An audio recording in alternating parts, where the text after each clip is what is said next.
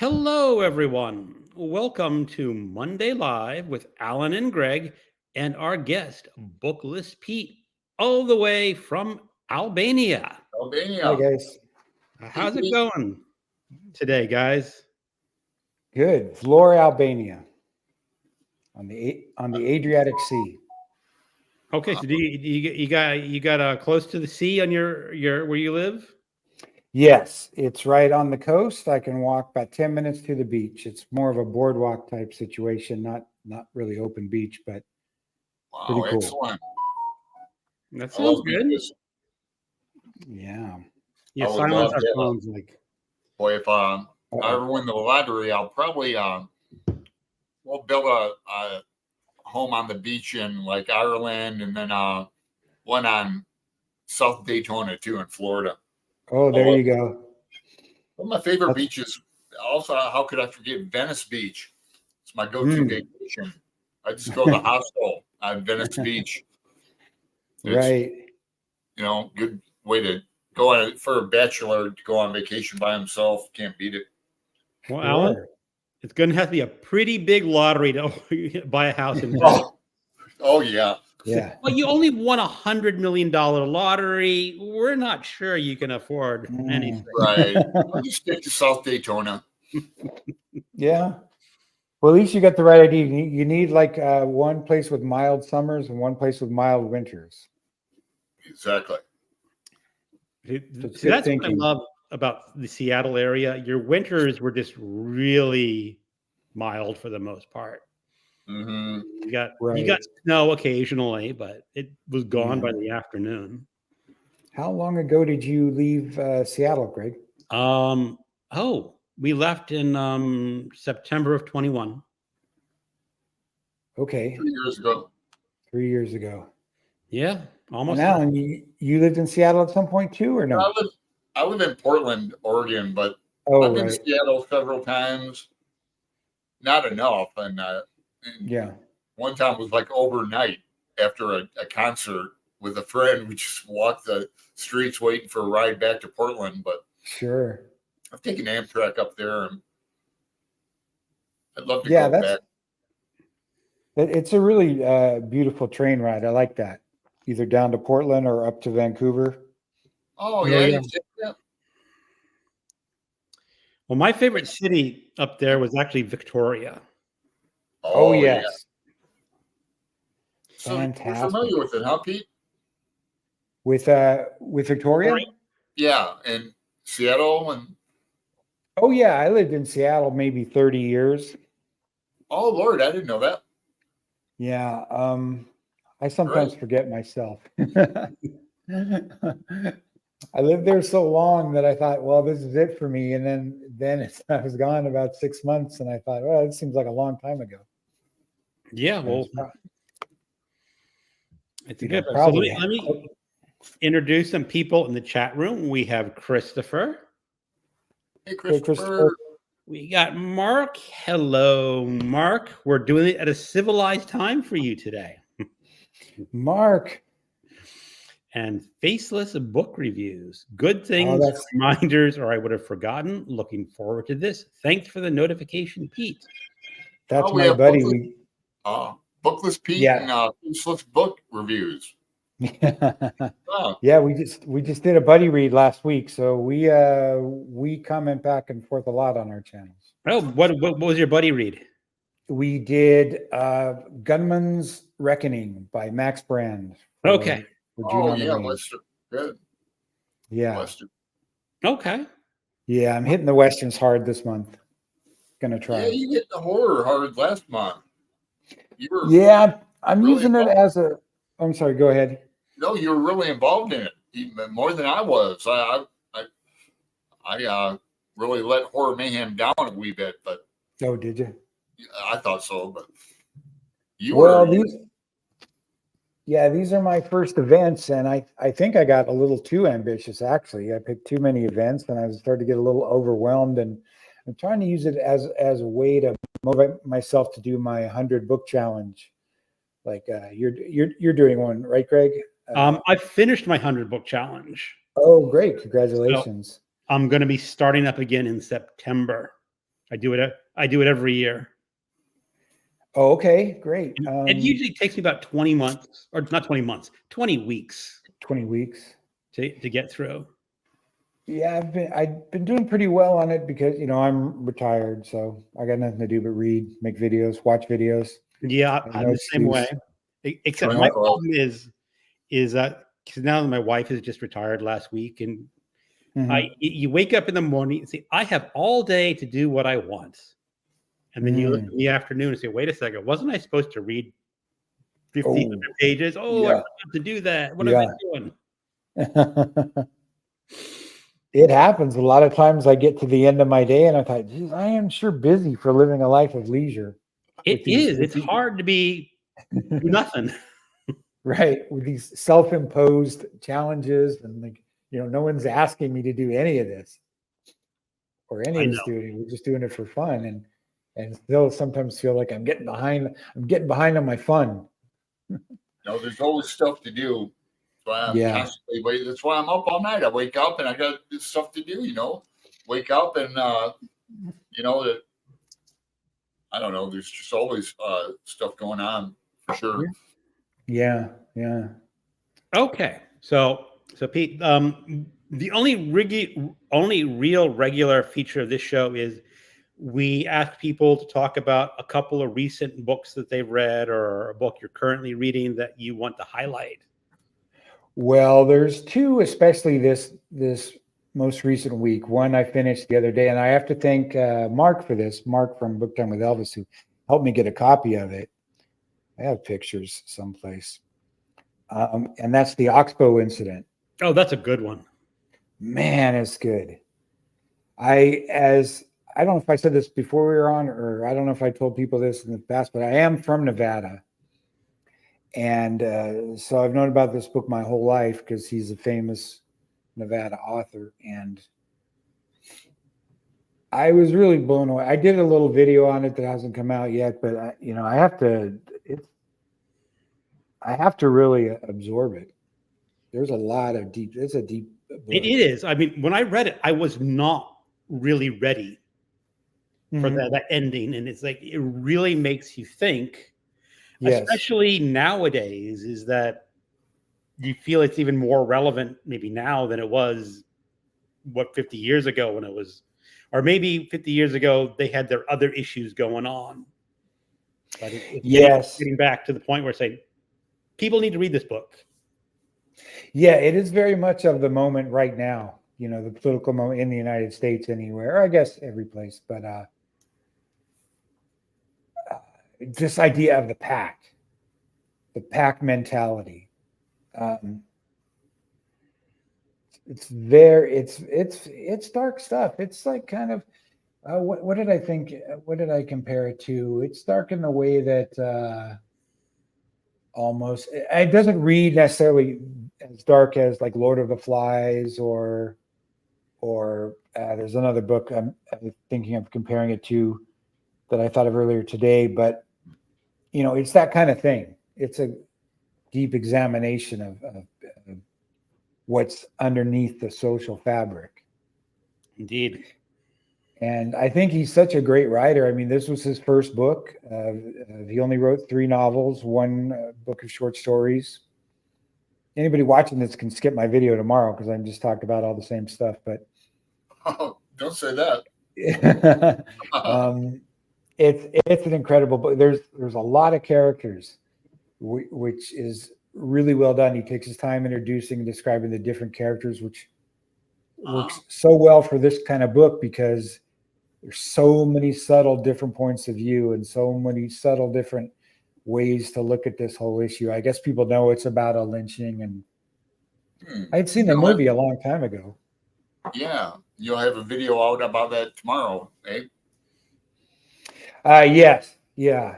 It's only about 12 minutes. Trying to keep them shorter now. And that was my big read. One of my big reads of the week.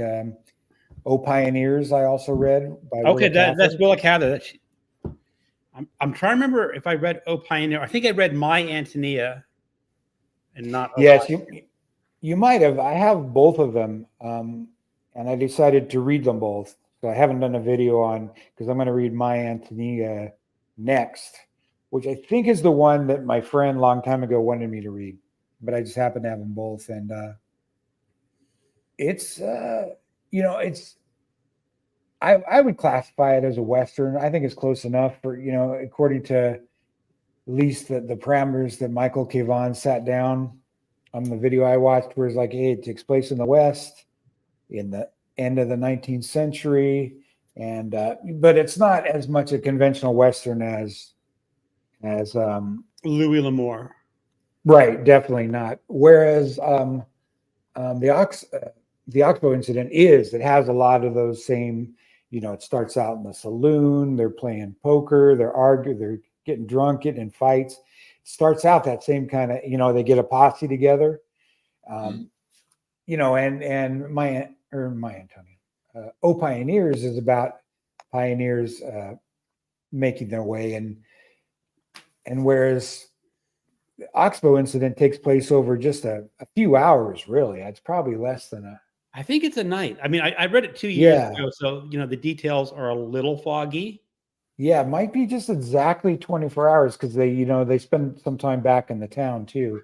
Right. But it's not more than one evening all through the night and then part of the next day. Something like that. And whereas, and it's a pretty short book, as you might expect, about 200 pages or so. And then O Pioneers is also about 200 pages, and it takes place over 30 years or 20 years, I guess, where there's a lot of jumps in time, where there's very specific, there's about 5 sections where it starts out as very specific details that happen on a certain day that sort of encapsulate where the family's life is, jumps ahead to the next milestone in their life.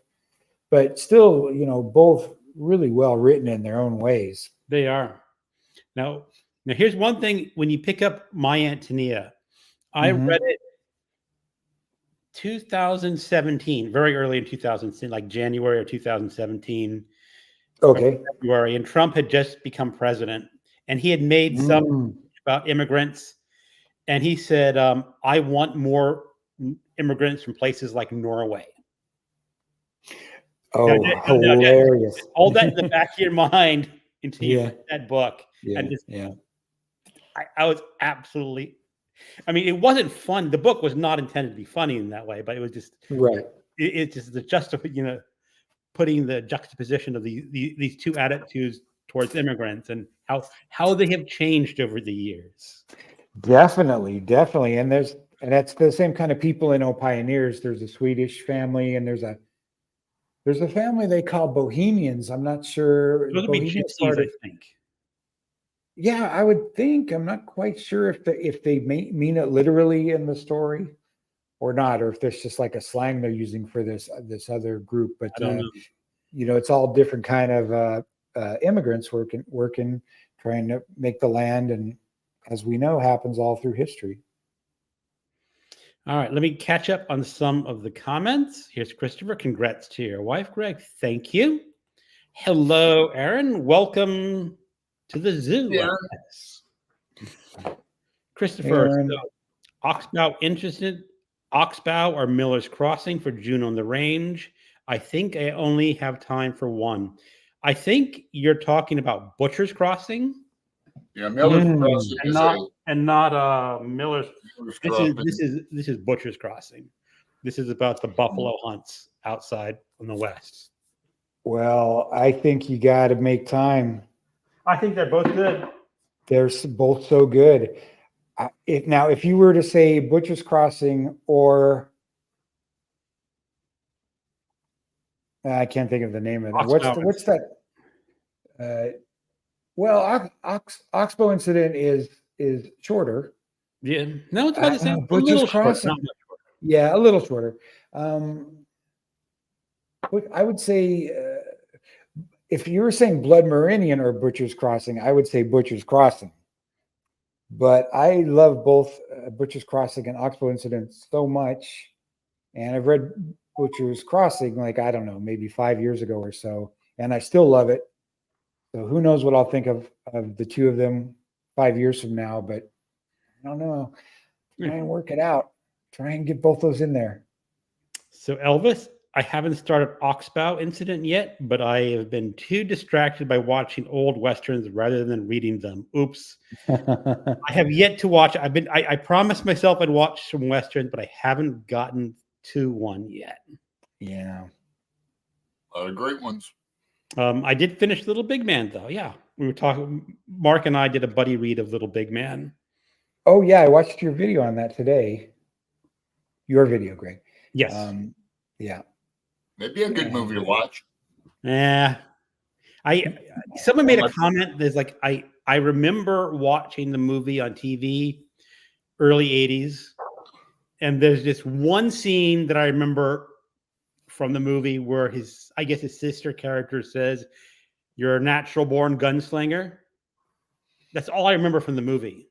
Right. Hmm. Watching a it's movie not on in the TV, book. Greg. It's Watching a not in movie the on book. TV, Greg. Watching a movie on TV, Greg, is not watching a movie. Right there when you start out. Well, Alan, like that. I mean, this was the let alone 80s. putting down the movie. It's one of my favorite movies. This was the 80s. We did not have VCRs at home in the 80s. Oh, true. You had to go see something out at a Still movie. not watching a movie, seeing it on TV with commercials. Mm-hmm. All right. So, Pete, any other books? Those were the two big ones I read this week, and of course, Gunman's Reckoning, which was more of a straightforward Western. Yeah, I'm gonna dive into some Brian Garfield novels. He's the author of Death Wish. Okay. But he did write a bunch of Westerns, and I have a bunch of them on my Kindle from God knows when. I don't know why I bought 6 Brian Garfield Westerns and never read them. I think they must have been giveaways or something when Open Road was giving a lot of books away when they first got into ebooks. And so I've got a bunch of those to read. If I like them, I'm going to go through those, and that'll give me some numbers on my 100-book challenge. That's cool. Okay, that's mostly what I've been reading. Yeah, just Westerns. Yep. So Aaron says Blood Meridian was tough, a tough read. Lack of punctuation didn't help. Does not help. Yeah. I don't know. It's he gets it from Faulkner. It's just a style, and you pick it up, at least I did, rather quickly, and then you read a regular book. And, wait a second, why what are these little squiggly things around conversations? I like Cormac McCarthy, but there would be no Cormac McCarthy without William Faulkner. You're right. Yeah. Okay, Alan. Well, I'll just say Butcher's Crossing does have punctuation. Yes. Alan. I've just been reading Ulysses again, and it's given me an opportunity to get into the centenary edition that I'd show up, but it's supporting the laptop, the big edition of Ulysses. So that's about all I've been reading. What episode are you up to? Everyone on the Discord is ahead of me. I'll tell you that. I'm on 6. I just finished 7 this morning. 7, yeah. Aeolus. Okay. But it's given me an opportunity to dive back into it, and especially this edition of it, which Roy has as well, and he's in the group. Roy reads anything. But that's all I've been. I got a couple comments to get through. Aaron, any more travel plans? I don't know who she's talking to. Anyone? Probably you, Greg. We tentatively have a plan to go to Chicago in July. Haven't ironed out the details yet, but that's in the cards. So Genre Books, hello. Hey. And here's one for us. Genre Books. Aaron, certainly need to try some Faulkner. Any recommendations where to start? Can you think of something she can read in August, Alan? Yeah. Next one in is I Lay Dying. In fact, I have 2 editions up there, and I'd be glad to send you one, Aaron. I unfortunately, I think they're both kind of like scribbled in by me. so I don't know if you'd even want one. But As I Lay Dying is a good end to It Faulkner. is a very good introduction.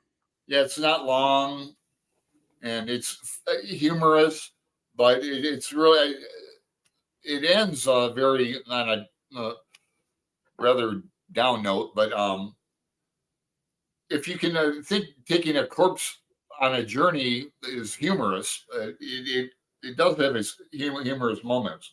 It does. And Aaron, if it's been not entirely clear, Alan and I and some other people host an event in August called Faulkner in August, where every August we read a Faulkner book. And this August we are reading As I Lay Dying. So you are quite welcome to join that group. We have a Voxer group where we chat. I may put Faulkner in August on my Discord if people think that'll help.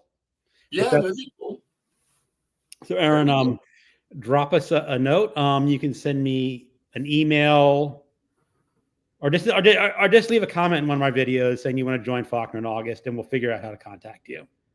Yeah, Aaron, you have one of my favorite names too. So we have Mac 1964. I hope Michael is okay. I'll miss his videos.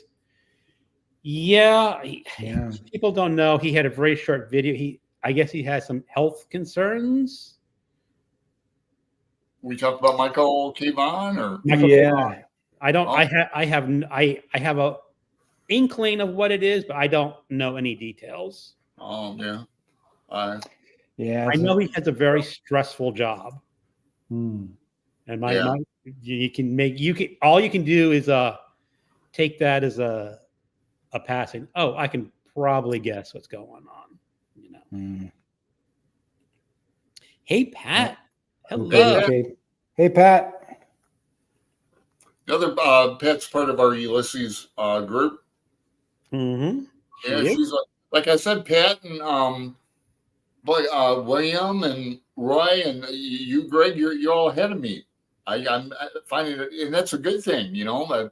I undercut anybody's enthusiasm, but we have a really enthusiastic group. It's great. It is.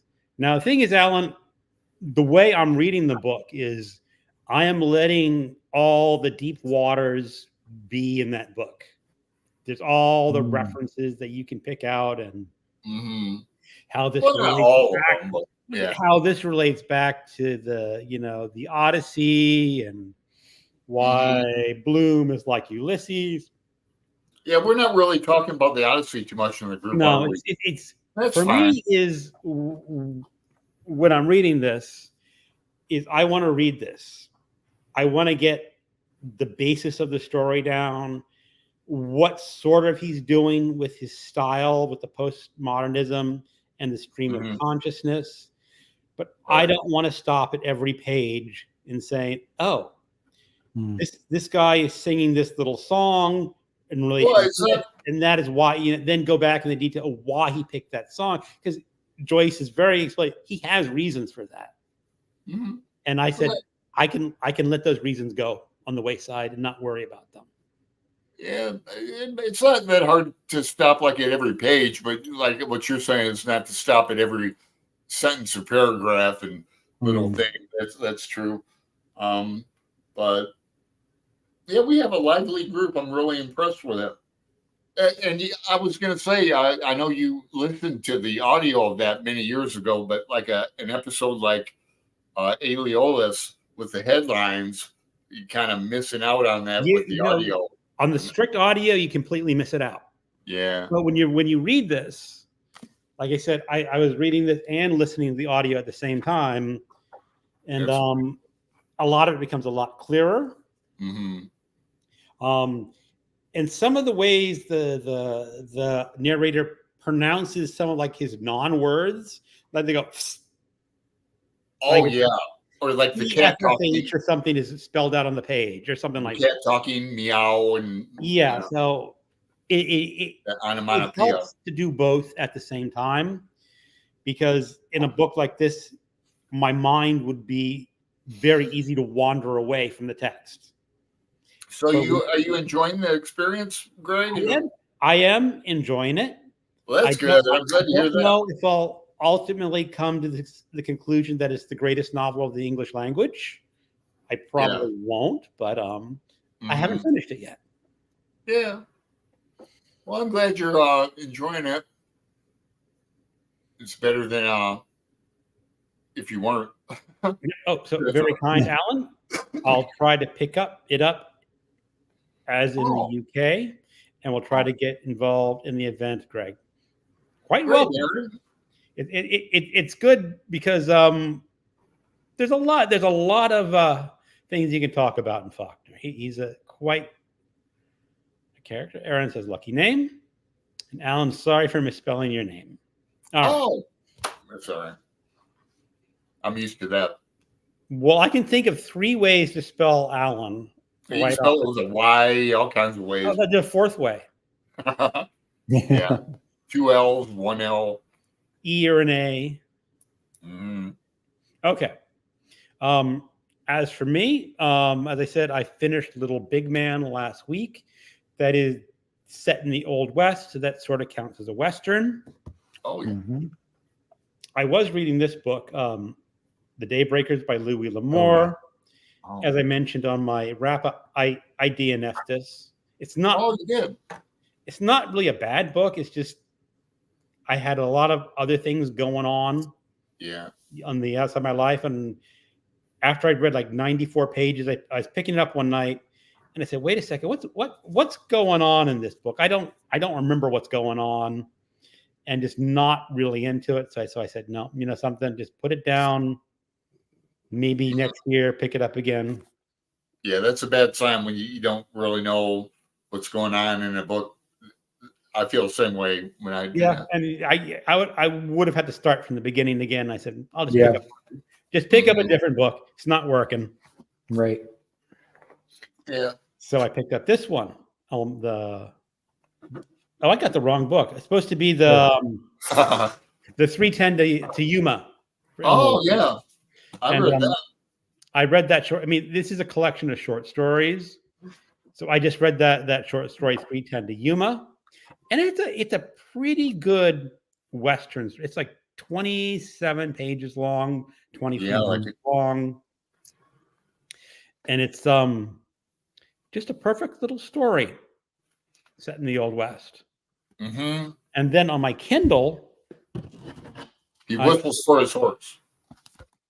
Pardon? He whistles for his horse in this story. Yeah. I picked up a book called Moondance. Moondance.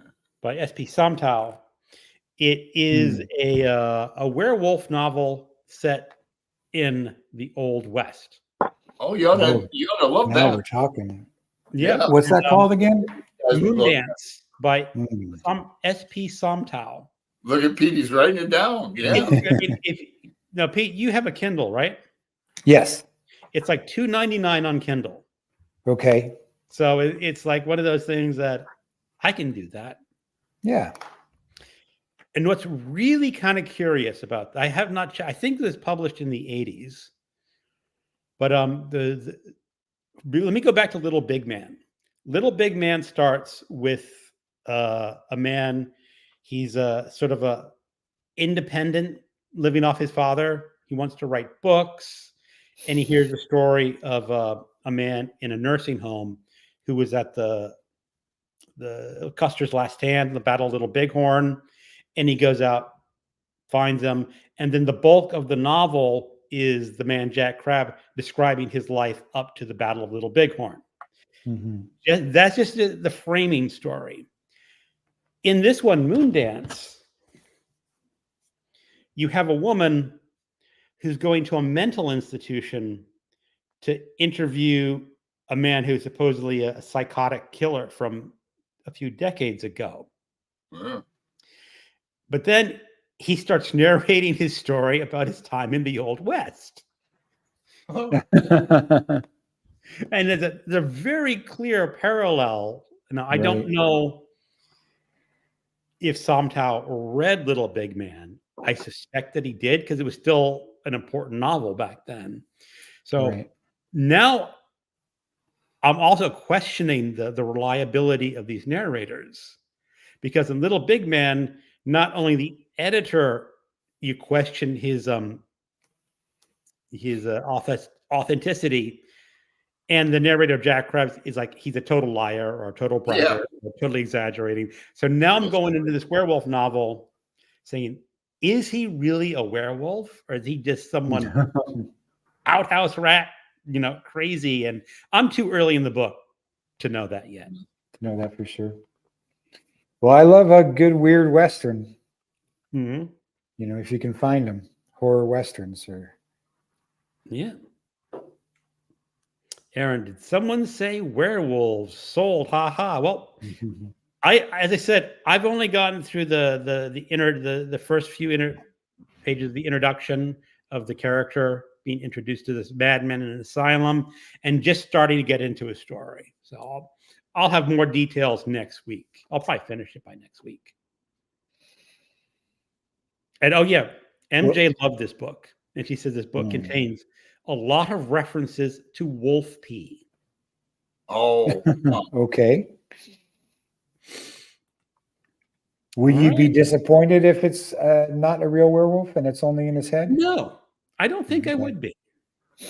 Because at least from you can talk pretty much like the first 20, 30 pages of book and not be a total spoiler.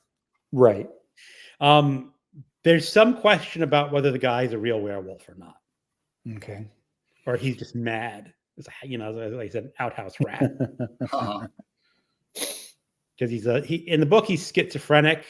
Well, I guess the term is a multiple personality disorder. And only one of his personalities, is a killer. But this woman visits him and brings out the killer personality, which supposedly had been dormant for many decades. Roses are red, violets are blue. I'm a schizophrenic, and so am I. All right. Faceless book reviews. Has anyone read Thor, which is about a German shepherd and a werewolf? I have not read it, but it's on my Kindle to read because I picked it up for $1.99, and if you know me, I can't say no to a $1.99 book. No. Who wrote that? Do you know? Does anyone know? I think I don't know, Wayne something. Okay. Criminali read it about a year ago and really praised the book, because someone says is the narrative point of the book is from a dog's point of view. Oh wow, interesting. And I guess the dog can smell this person who may or may not be a werewolf or something like that.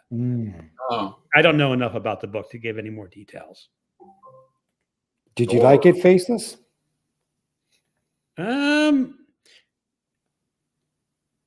He says, has anyone read it? He didn't say that he read it. Maybe he can put a comment or two, or just thinking about it.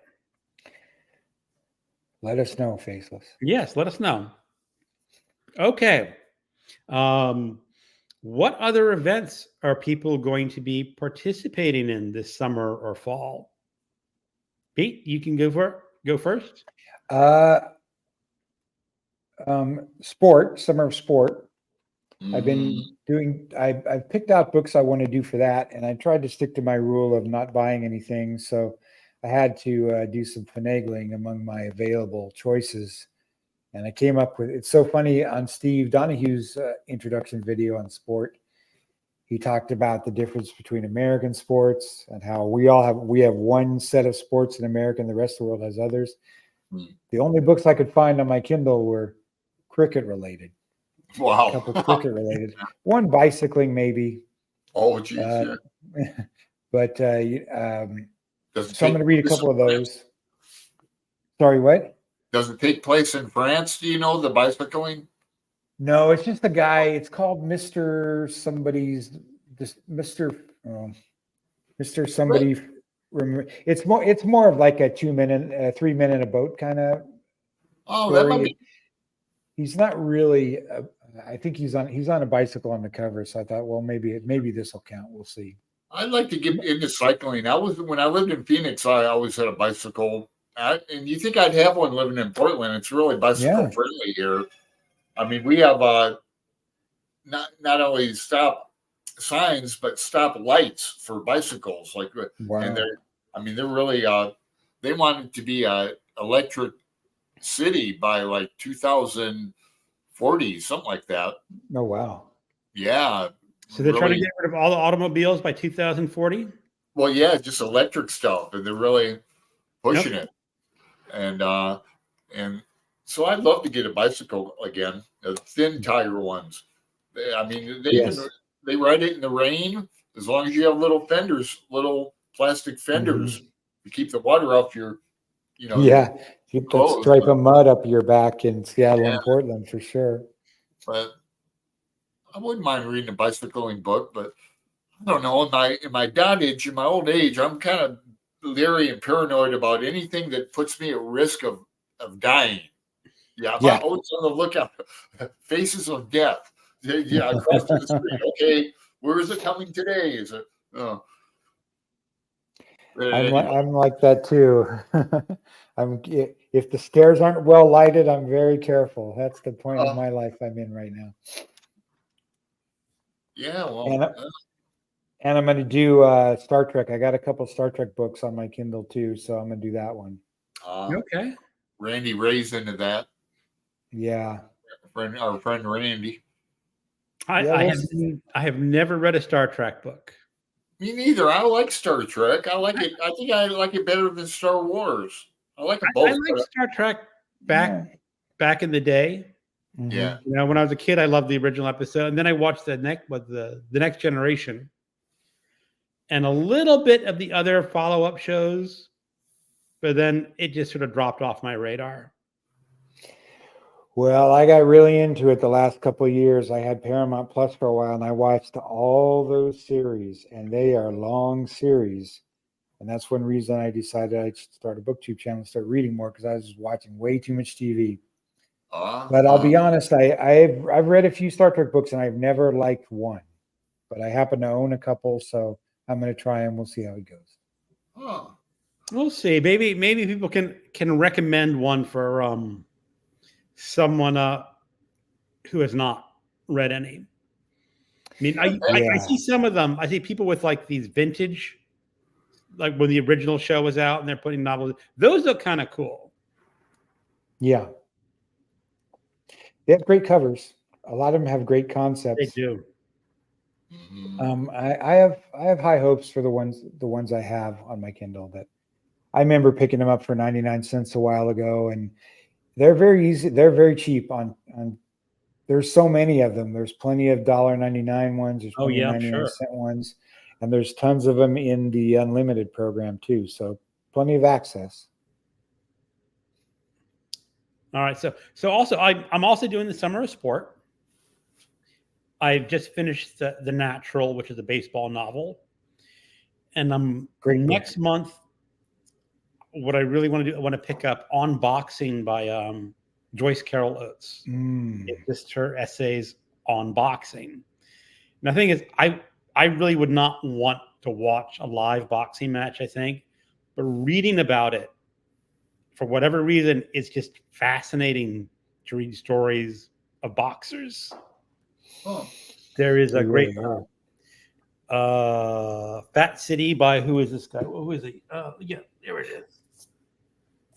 Fat City by Leonard Gardner. You know, an up-and-coming poor guy. He wants to become top-of-the-line boxer. And, of course, you know, when you have these high hopes, you don't always get there and have to settle for less. Yeah. Now, boxing, I can watch that, and even the pay-per-view boxing I can watch, but what I can't watch is that ultimate fighting stuff where they're just on each other and just I hate that. It's like it's all sweaty and all greasy and for UFC. Yeah, I just don't like that. But boxing I can watch. Yeah, the Muhammad Ali back in the day stuff, right? Or even the modern stuff. I saw a fight a few years ago that went to a party we had to pay like $15 for. They had great food, and then they had the pay-per-view. I don't apologize for watching TV, although I mostly watch sports and news and General Hospital every weekdays at 1:00. But That's other the than that, one. yeah. Oh, But fantastic. I watch my TV a bit. Yeah. But I forgot what I was talking about. The comments distracted me. Oh, you were talking about Boxing. boxing on boxing. I think we were talking about the Right, Joyce Joyce Carol's Carol. book. Yeah. She also did another great book called The Book of American Martyrs. It's a couple years old because it was all about abortion and abortion clinics and a female boxer who was trying to rise up. Yeah. Right. And she's from Detroit, so I've read a handful of her novels. I mean, she's been around forever. no, she's like a very prolific. 4 or 5 decades of writing, and some of them are really good. So her and Stephen King, she's like, I don't know why they have really not a whole lot in common, other than they're very prolific. Her and King, but well, she's written some horror stories too, I think. She has. Yeah, she writes a lot of darker stuff. A lot of short stories too. She comes out with, it seems like, a new novel and a new collection of stories every year. But then she'll write like a mainstream one too, like we were the Mulberry. What is that? The Mulberries? Yeah, the Mulvannies. Something like it was very well respected a number of years ago. I enjoyed that. I think I read it twice even, because I ended up buddy reading it with someone. But so, any other big events you're looking forward to, Pete, other than those? Doing those two. Those are the ones that I have a lot of books for. Garb August. I think we're all looking forward to that, right? Garb August. Yeah. I have so much stuff I want to read for that, but I haven't really got my list together yet. I have for the anthology. I'm looking forward to the anthology coming out. But that Criminology's doing, yeah. I've got a piece of artwork in there, but a lot of people have. I know MJ has a short story and art. Now we've mentioned MJ 3 times now. She might appear. We did say MJ 3 times. Yeah. Does she have a story in it? Yeah, and she has fantastic. Artwork. Oh, great. Yeah. But I was gonna say roped into not June on the Range, but Jane Austen July through Goodreads. Katie invited me. Well, she invited like hundreds of people, but I was one of them. Just to participate. So I never got through Persuasion. I admit that. So I'm gonna, and I own it. Jane Austen I've read. Yeah. So I have that on text. I have it on audio. I have no excuse. I'm gonna conquer Persuasion. You can just say no. Well, Jane Austen. Yeah. That's how I felt. But somebody recently, I was listening to some podcast or something where this guy was so high on Pride and Prejudice. I think I need to read it again just to see if I agree with this person. I have to look it up what it was. But so I think I'm going to try that again. I read it when I was 18 or 19. Not in my wheelhouse. Like, come on, we go back to John Carter of Mars. I don't want to read these people getting married. But, maybe now I have a different perspective. I think I'm going to try that again. I didn't know there was an event coming up, but. Yeah, July, Jane Austen July. It's all those Victorian people. I call hashtag Victober. Yeah. Same people who do Victober run. Jane Austen July. Okay, let's catch up with some comments. I believe I got mine on Project Gutenberg. Not 100% sure though. I know I got it for free. So it's of that library. I don't think Thor would be on Project Gutenberg because I don't think it's public domain. But it might have got. I know I got mine for like 99 cents or $1.99 or something like that. Faces. I think don't you have Kindle Unlimited too? Maybe you read it there. You could no. It could be on. It could be on Kindle Unlimited. I have not read it yet. I just saw a review on it and it sounded fascinating. So it seemed like something you would have to read, Pete. So I was wondering. Yeah, I'm gonna look for that. Christopher, never read a Star Trek book. What? No. Mm. Yeah. And yeah, the author is Wayne Smith. Okay, I'll be quiet unless than that from here. Oh, okay. All right. And huge Trekkie fave series, Pete. Oh, well, that's not an easy question anymore. I would have said Deep Space Nine. I should say Discovery just to make everybody's head explode. Star Trek Discovery is the best Star Trek series. No, I'm just kidding about that. I really like different things about this. Is going to be embarrassing to say, but I think Steve Donahue would back me up a little bit on this. I kind of like on the rewatch a show that I hated the first time through and refused to watch, which is Star Trek Enterprise, the one with the horrible soundtrack, the horrible theme song, and it was the last one they did, and it only lasted about 4 seasons. But I really like that cast, so that's my favorite at the moment. That whole era, if you look at it as one thing, that whole 80s Star Trek era was its own thing that's gone and never going to come back, I don't think. Yeah, as I said, I know the original series and I guess the Next Generation, and I sort of got into Deep Space Nine, but not to the point where I was regularly watching it, and then it continued on, and I never saw the end of that series. Yeah. And Well, I don't think I've seen any other of the other Star Trek series, just those three. Which is the one that Whoopi Goldberg's in. Yeah, that's Next Generation. That's Next Generation. Next Generation. I like her. She's good. Go with one of your fave known Trek era, I would say. I guess she's talking to me about picking up a novel or something to read. Oh, I think there was somebody asking for Star Trek novel recommendation. So maybe she's saying never. I don't see it. If I missed it, oh, okay. I don't see it in the chat. Maybe I imagined it. So Pat says for Faulkner, some of his short stories are a good place to start. I'm going to jump down to this. Skip this one. She's saying a rose for Emily, barn burning, the bear, just to get the flavor.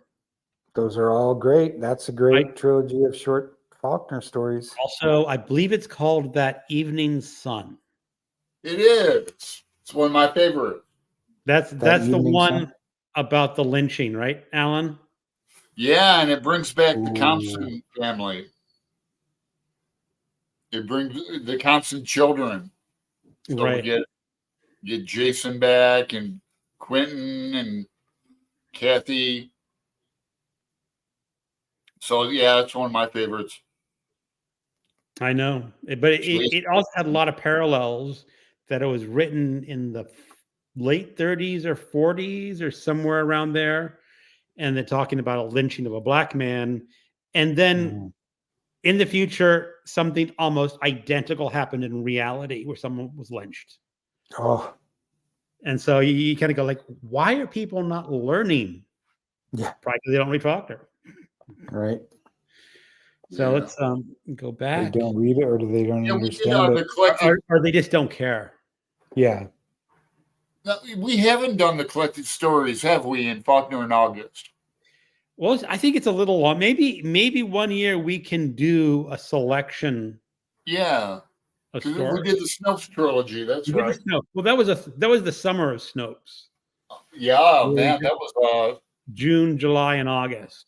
Yeah, that was a hell of a Faulkner and August year. I'm surprised we got through all three of those books.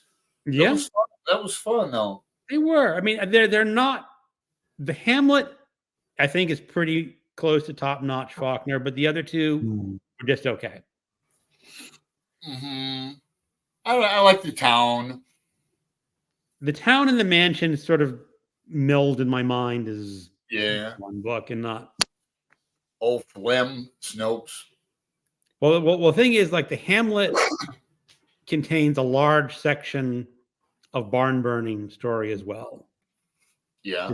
Just mildly rewritten. And start with 185. Known error, I would say, for original series, Strangers from the Sky, from Next Generation, Destiny trilogy. I think he's talking about your favorite episode, Star Trek episodes. Well, I think she's recommending books that feature books. characters from different series. Okay. Like the best from each series. Okay. I can't speak to that. No, me neither. I wish. Yeah, like I was saying, I like Star Trek. I've had a couple friends who are really, really into Star Trek in the past. Like one painted his bedroom all blue like the sky and had the Enterprise and all these details, and then one of my girlfriend's daughters, who's a mathematical genius and is in the law program of Yale right now, studying is a Trekkie. So for Christmas, we'd always buy her Trek stuff. She's got all the uniforms and she's got a yellow one, whatever that means. She wanted a yellow specifically, I guess that's like Bones' character or something. No, I mean, someone can probably explain the colored uniform. The red shirt means you're going to die in the episode. Oh, it does? Right? No, really. Yeah. That's the joke, that when you see someone on the original series, they're wearing a red shirt and you've never seen them before. Because it's unusual to have a red shirt, isn't it?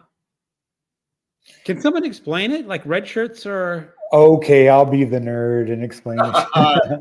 In the first series, there was 3 colors. There was like a yellowish blonde one, which is, I'm gonna get really nerdy, which is actually green but looked blonde on camera. Those were the command staff, and the blue were the science people, and the red were like security and engineering and that. So they would go down on a planet. It'd be the 3 stars of the show: Kirk, Spock, and McCoy, and 2 guys you'd never seen before. And they're killed off by the monsters, so we see how dangerous the mission is. So that's where that meme came from. The red shirt comes. Yeah. Then they changed all the colors in different years. I mean, different shows, they changed the colors. So it's a lot of fun. Yeah. So, Aaron, my pleasure. A Niner. I grew up with Voyager, but watched DS9 a couple years ago. I have to agree that the Enterprise was better than most people expect, though, like all of them, it had its ups and downs. Yes, it was Kindle Unlimited. Very good, Pete. So that's for Thor, right? That's for Thor. Okay. Meant to add DS9. Now my fave. I was glad Pete explained the shirt. Saved my typing. Okay. Cool. Yeah, Alan. Are you doing? I mean, Pete, are you done with all your events that you're doing? Those are the ones that I've got. Besides my 100 book challenge, which I'm at 49 books, I think now. So hopefully over the next 3 months, I'll get through a big chunk of it, especially with Garbagus, because I have a stack of garbage. See, I only did the 25 book challenge, so that was smart. Now, we were talking on another live show on Monday. I don't think I have another. I might have another 25 books that I haven't read, but not much anymore. Well, that's good. Yeah, that is. You never got into this addictive buying thing where you just, I'll buy that book. I'll buy it. I go through phases. I get, I have several hobbies, so I'll go through different phases and I have a limited amount of extra money every month. Right. Plus, I'm not working this summer. I was working these Edgefield is a venue out here for concerts, summer concerts.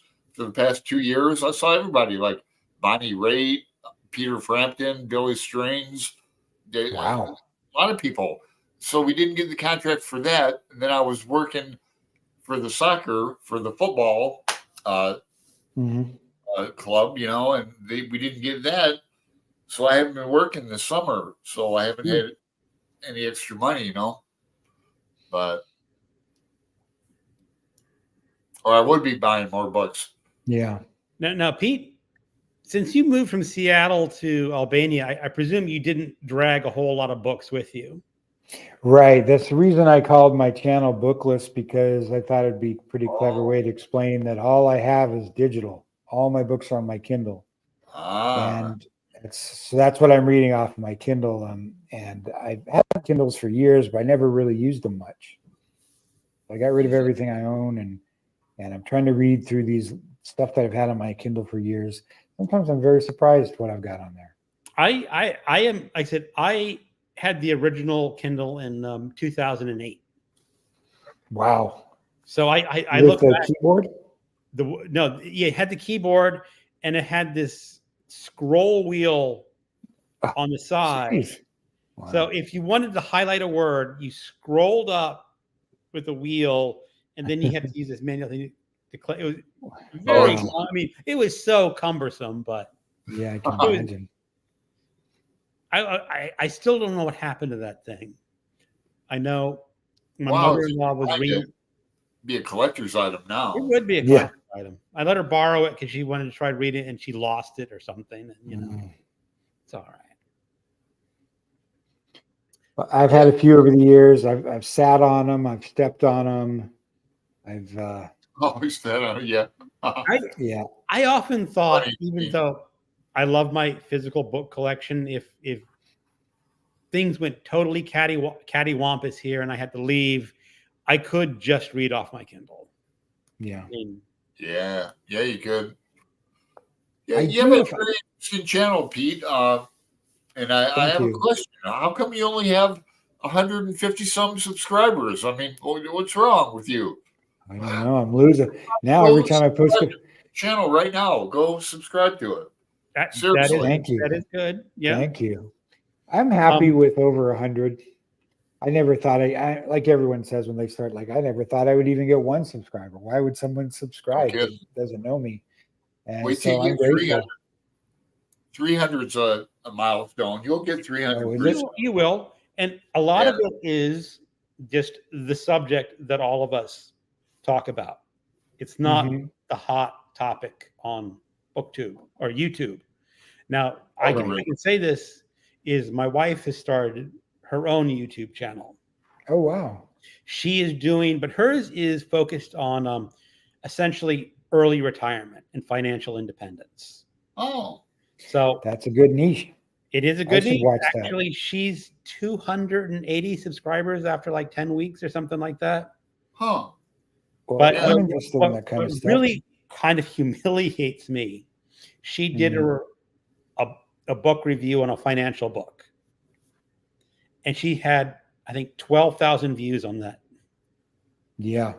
Oh, damn. The thing is, do I really want to read a financial book and talk about it? No. Right. So I know I'm limiting my channel growth by sticking to the kinds of books that I read. Right. I did try reading that new adult fantasy about 2 weeks ago. Yeah, you gave it away. to see if I could like spike some interest. It just went nowhere. Somebody claimed that book, didn't they? They did. I did mail it off last week. Okay. We actually should be receiving it today or tomorrow. Now, I'm no one to talk, Pete, about subscribers. It's taken me 6 years to get over 890. So, it takes. So you just need 100 more, 110 more. That's all you need. Then after that, it's just all ego. Right. It is. You'll get after there. that, I mean, you're making that big money. Start making like great. Alan, the pennies a month come in. I did monetize my channel, and no, I'm not making big money. You make it? You're not? No. Oh damn, man! I thought you were. I spend more in Kindle books than I'm making videos. So, although now my channel can be a tax write-off. Ah, excellent. Nice. Yeah, see, that's what I want too. I want a tax write-off. Do a tax write-off? Yeah. Yeah, Yeah, I mean, you send me stuff more than Greg. I'm surprised Greg doesn't get more. People send me like lights and want me to mention them on my channel, and really, I get none of those. yeah, send me crazy books that I like Christian-oriented books that I don't talk about those types of books. So I just mail them to my father in Arizona. Yeah. He likes them, and he Well, puts them in the church bookstore or bookshop. some people, it's pretty obvious that they're just sending out those like email, Yeah. just to everybody. Oh, it says books. You want to like, I've got one person who asked me to review their book. So after that, I took my email address off my account. But it's still in there. I mean, it's still in the regular setting, but I had it set up, it's part of the description, which was kind of redundant. But I don't really do new books. I don't want to really do indie books because I wouldn't be able to be impartial. I wouldn't want to slam an indie book writer, who's maybe just doing their best on their own to try and do it. Yeah, And I so hear if you. I want to go in advance with the idea that I wouldn't want to slam the book if I didn't like it, then I really probably shouldn't be reviewing it, Right. unless I'm ready to do that. I kind of worry because there's a book from a guy who watches my channel and comments a lot, and he has it is an independently published book on Kindle. I did download it. Mm-hmm. I want to read it, especially since it's set near a location I grew up. So, and we're approximately the same age. So, Right. but I worry, what if I really don't like this book? That's the thing. I guess we all probably know people who've written stuff, and ask you to read it. And Yeah. well, and mostly a lot of times I don't like something because it's just not for me. You could write the best new adult or whatever they call them now, fantasy trilogy thing in the world for about a 14-year-old girl who's got to save the castle and decide between the nice guy and the bad guy. You just know, or it honestly might be the best one. So yeah, no, what was the thing? Oh yeah, when you talk about like independent books, I remember when Kindle at first came out. I was on some bulletin board and we had a Kindle book group for science fiction, and we picked someone's independently published science fiction book. Right. And honestly, now I am a horrible speller. I can't spell, and my grammar is not always perfect. But I swear this guy never had read a science fiction book in his life. He probably watched a couple science fiction movies and thought that was how you did a book. And one of his misspellings, I mean, we just lambasted this poor guy for it. What is supposed to be an alien invasion, and they attack, and he goes like a grisly mess and grisly graves and grizzly, huh? And so, you know where this is going, right? Yeah, I think so. Yeah. Grizzly, Grizzy.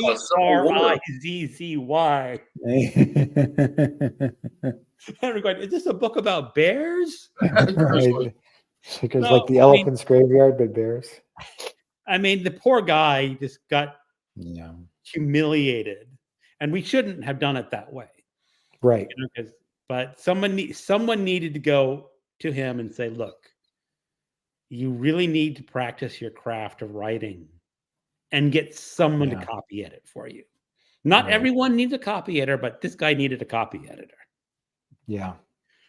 Well, a lot of people do. They don't realize until they write something long how easy it is to make a lot of mistakes. Write or be a writer, because it's like because everyone can write, and they write every day. You have to write, letters, or you have to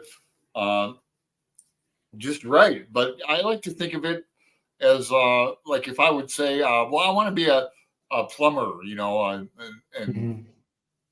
just say I know plumbing. I mean, I use plumbing every day. I could be a plumber, right? Right. Yeah. Not necessarily. That's why Yeah. they call it playwriting. WRIGHT. It's like wood writing. Right. Used to be a Right. guild job. All right. We're getting a little What's bit that? behind on time. Oh, Yeah. sorry. As I Pardon say me? hi to Leslie. Hey, Leslie. Pat's doing Ulysses, Book Trek, Rocket Summer, Jane Austen July, Big Book Summer, and I guess my first Garbagus too. Nice. No, I don't know if you're going to be a guest host on, but guest host for Garbagus have to have a trashy channel name. Oh, yeah. Where you turn your channel name into something trashy. You have to come up with one for me. We already got you. Now mine is another booby file reads Playboy for the article. Does it fit? Wow. Does it fit in the thumbnail? Not really, but That's a good name. Now, Bookless Pete could come up with an easy one. Like me, I could come up with an easy one, but I'm afraid to. So that's why I'm asking, like MJ. I'll have to remind her she agreed to come up with one for me. But I've already got. Yeah. I have I'll have already to give got that one yours, some thought. Alan. you do? Can you say it? Well, you've already got, you've already got the first two words, you're halfway there, right? I know, No, but I here need you a go. real one. Here you go, Alan. Big hard blank are classics. Or I was gonna big hard bricks and basics. I don't know. That's not Gotta bad. be It's dirty. like Garbagus enough. Got to be dirty. I think the blank would do it because then you got all the innuendo in there. Oh, okay. You mean Big hard blank and I could do that. Yeah, that'd be different. I Well, think I'll do what I'm that. saying is like you just do the brackets. Yeah, Like when explicit. YouTube and your closed captions edits out the bad words. Right. oh yes, yeah, make it look like it's edited, pre-edited out. Yeah. Yeah, that'd be- the big hard blank and class. Do me a favor, Greg. You're getting really good at doing thumbnails. Yeah, when the time comes, like you have to make me a cool thumbnail for that. Like with the explicit sign, I know what you mean. I can almost see it. Now, Nettie, I was trying to get to it last year. That book, Chances by Jackie Collins, and now I'm going to just buy the book so I'm going to read that for Garbagus, and then I'm going to read this. Check this book out. This was recommended. I've had this book for months. It was recommended by a woman who lives in my complex, who's not really a reader. She loves this book.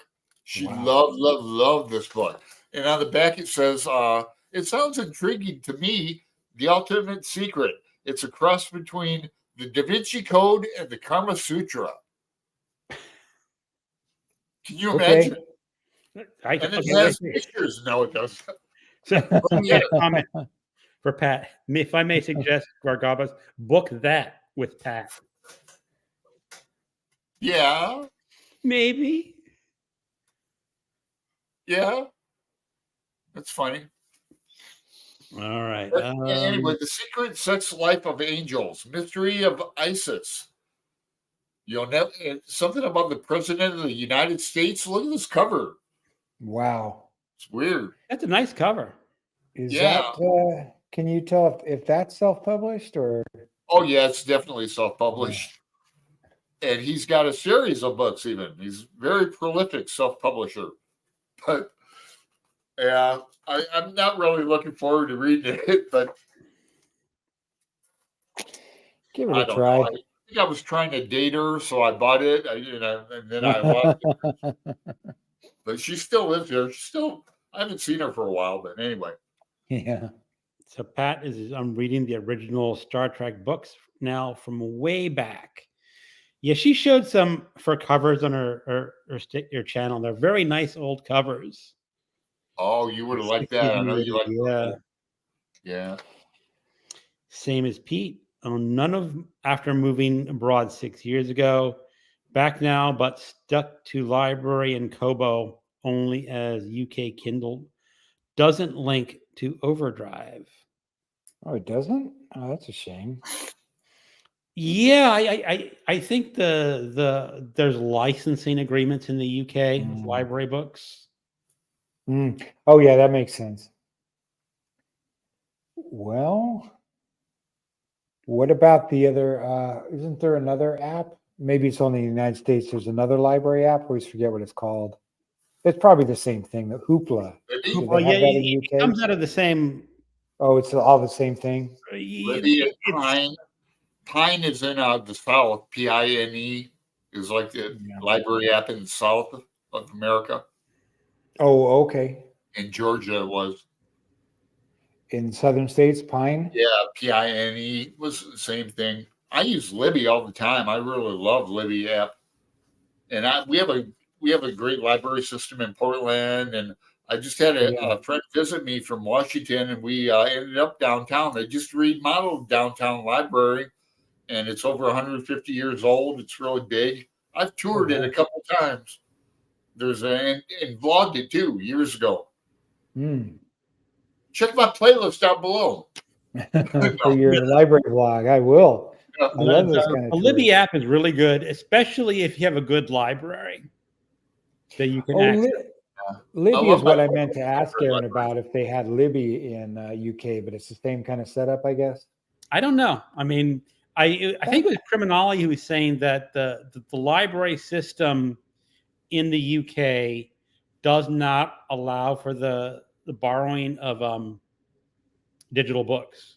Oh, really? Now, someone from the UK should really clarify that, because obviously I don't know. Well, that's why you lost your empire to the United States. Hey, now, who did I say is going to appear? I said her name 3 times, and what happens? Well, this is this is working time for MJ. She's actually going to. She's not retired like us. Check the comments. Wait a second. Wait a second. Do I have to go down? MJ.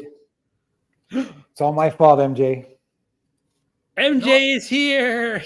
Hello, MJ. Hey, MJ. Yeah, we were just talking about you, where I was. Mentioned you 3 times. Yeah, he's talking about us and our time changes. Well, you know, we invite people from all over the world on our show. International edition. Mm-hmm. I probably should have done special time in the headline so people would know, but I sometimes forget to do that. Keeps people on their toes. Mm-hmm.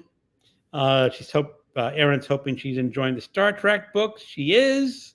Where do you live, Erin, in the UK? I don't know. Do you live in England, or do you live in Erie? That's what I'd like to know. Inquiring minds. So, but how did you end up in Albania? Oh, yeah.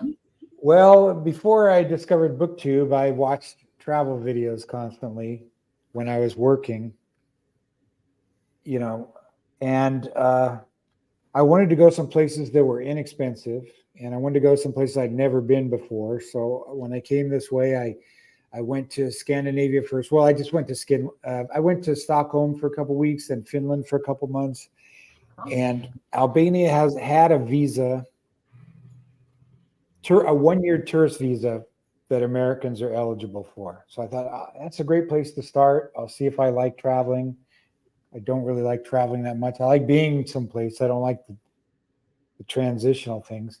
And so I'll try that out. Then I got set to go, and I heard, they got rid of that 1-year thing. It's only 3 months now, same as any place else. And I thought, well, I'm still going to go. Then I got here and found out they had changed it back to 1 year. This is very Albanian stuff, by the way. So are you going to stay in Albania, or do you have to move on after that year? Yeah, I have to move on. October 1st will be the end of my year. And I'm going to go to Spain for a few months. And you can stay for a year, then you can leave for 90 days, and then you can come back. So I don't know if I'll come back for another year. I have some projects I want to kind of work on. I'd like to see more places too, but I do like it here. The people are wonderful, very laid back, very agreeable, very friendly people. Very safe country. I'm a little worried about going to other places because this is so safe. This is much safer than Seattle. And people ask because they don't know. It's not a country that everyone, especially in the States, where people don't get a chance to travel that much because you get 2 weeks vacation a year that they haven't been to. So it's kind of new, but there's a lot of Americans here because of that reason, that long visa. Yeah, I know that. God, decades ago in grad school, ASU, a lot of my friends were going overseas to teach English. And I know they could stay for like 6 months, and then they'd have to go to just go on vacation to Japan for a while. Then they'd go fly back to Taiwan, and teach. Yeah. God, I had a friend who stayed in Seoul, Korea for years. He loved Seoul, Korea. Yeah. Yeah. A lot of people do that. They'd go years and years just on tourist visas, bouncing back and forth as long as you know the laws. Here they're very laid back about it. It's going to change in a couple of years. Now, are you a bachelor like myself? I'm sorry, say that again. Are you a bachelor like myself? Yes, I'm a single fella. Yeah, footloose and fancy free. That's the way to go to travel. That's I traveled with Molly quite a bit when we were together. Yeah, right. Brief, but I've traveled mostly by myself. And you got to really be in accord. I've traveled with other people before, girlfriends and things when I was younger, and you really got to be on the same page, or one of you's got to compromise more than the other, or something. So exactly, I like it. For example, this morning, I asked the wife and the kids and even the dog what they wanted for breakfast, and we all agreed on tacos. So yeah. Sometimes it's convenient like that, but it has advantages. 27 years. What, 27 years? Married 27 years, right? Oh, wow. Yeah. Is it 27, Greg? What? Oh, yeah. We got married in 96. Fantastic. So he can't even remember what it's like to travel. No. That's amazing. And also it's amazing that 96 was 27 years ago. I'm still not over that. I know. Tell me about it. Since I turned 60, I do a lot of time not only reminiscing, but ruminating. I wake up and go, was that me? Back when I was like a kid living in Toledo. Yeah. God, I had it going on and didn't even know it. What happened? Well, Alan, what the strange thing it was like 5-6 years ago. My wife had a photo of this younger guy with a full head of hair. And I'm going, who is this guy? And I looked at, I'd like to see that photo. I didn't recognize myself. Really? So funny. Because you never had long hair. I had at one time in my life, I had a full head of hair. Yeah. Yeah, that doesn't run in my family, and like male pattern baldness or anything, but yeah, it happens, people. It does. I don't worry about it anymore. So Pat's reading The Wrath of Khan by Vonda McTire. See, I just wear a hat. Well, I've heard that the hat makes your you lose your follicles, and I thought, I got enough problem without a hat. I should every so often I think about growing it back in again. What's going on with my lights here? I don't know. I don't know. Ghost in the machine. It's not happening in the room. Oh well. Hope it's not too distracting. Starting to scare me. There, stop. Who knows? So, but did you pay your electric over there? I don't know. Sometimes he forgets to pay things. He forgot to pay the Wi-Fi last month. Bicycle again. Yeah. We have a lot of power outages, but they only last a few minutes usually. But I don't even have lights on here, so.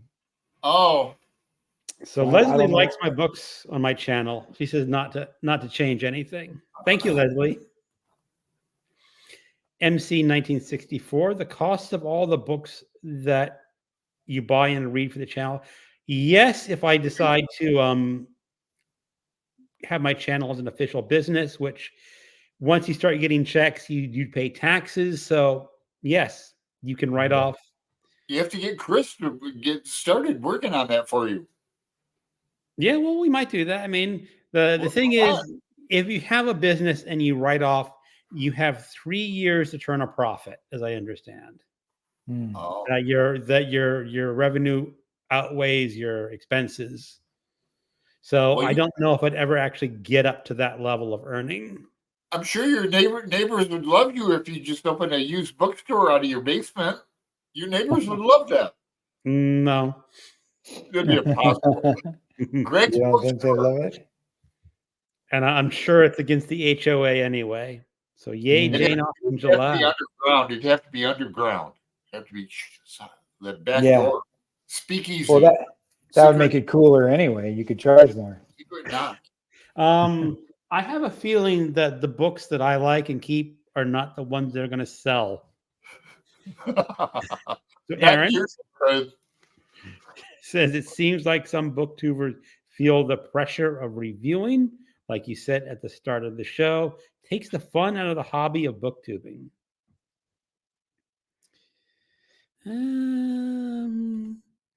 May I say, yeah, we've said that book that with chat. P.S. Glad you're enjoying the Trek books.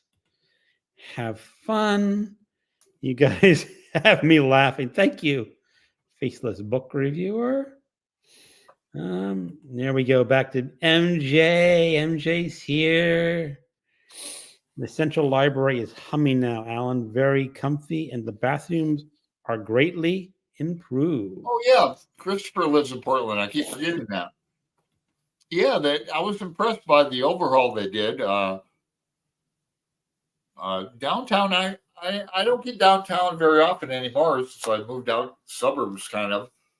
But it's Fleet Week going on right now, and it's going to be 80 degrees today. So I might just go down and check out Fleet Week and I've done vlogs on it before. I've got a whole like Portland area playlist, but Fleet Week is cool. You got to wear closed-toed shoes. I'm usually wearing sandals, but you get to walk on the ships for free and check out what a destroyer looks like. And I might go do that today. That sounds cool. That sounds fun.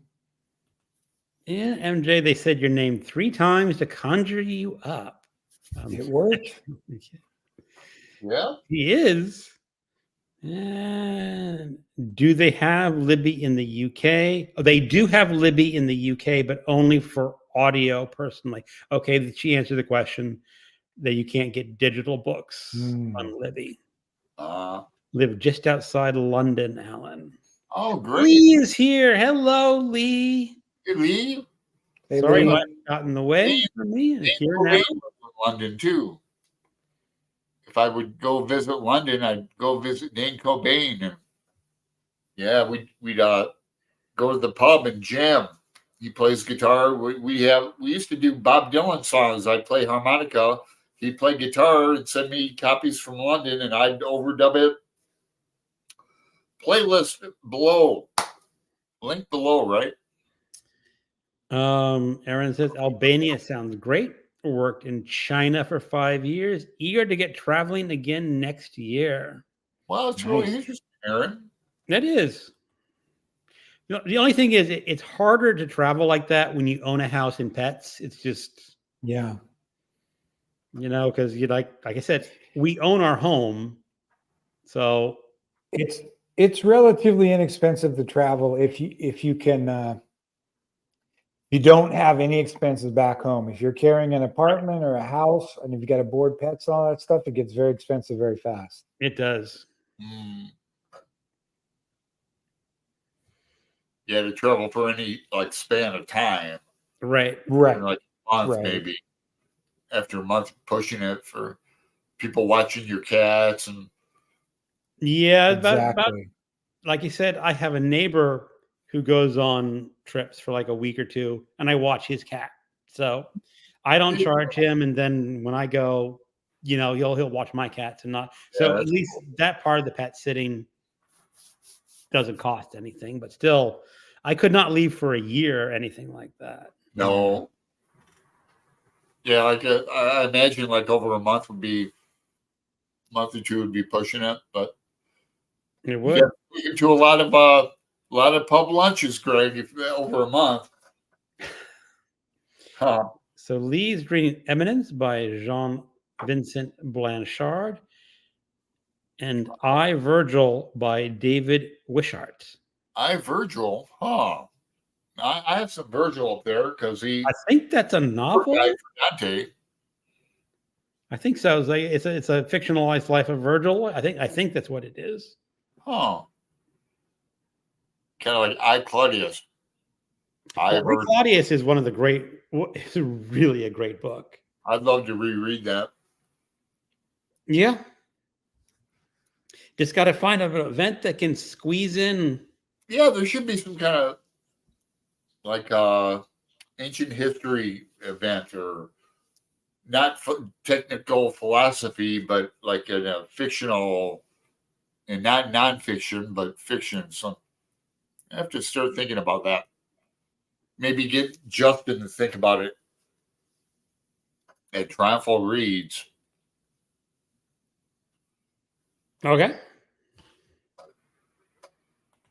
So, Aaron in a lucky situation as my house is rented out and current job came with affordable housing. huh, that is lucky. That is very nice. Now, Erin is intriguing me because I like her name, but I don't think she has a channel. I was about to ask that. Do you have a channel, Aaron? I don't know. Do you have a channel, Aaron? And if not, when will you start one? Yeah, or are you just a commenter extraordinaire? Because I'm not going to call it a track record, but I have had a few friends like Roz who I knew before she started a channel. Now she's infamous. No, she's got a couple thousand subscribers now. And then who else did I know before? I think there's someone else I knew too.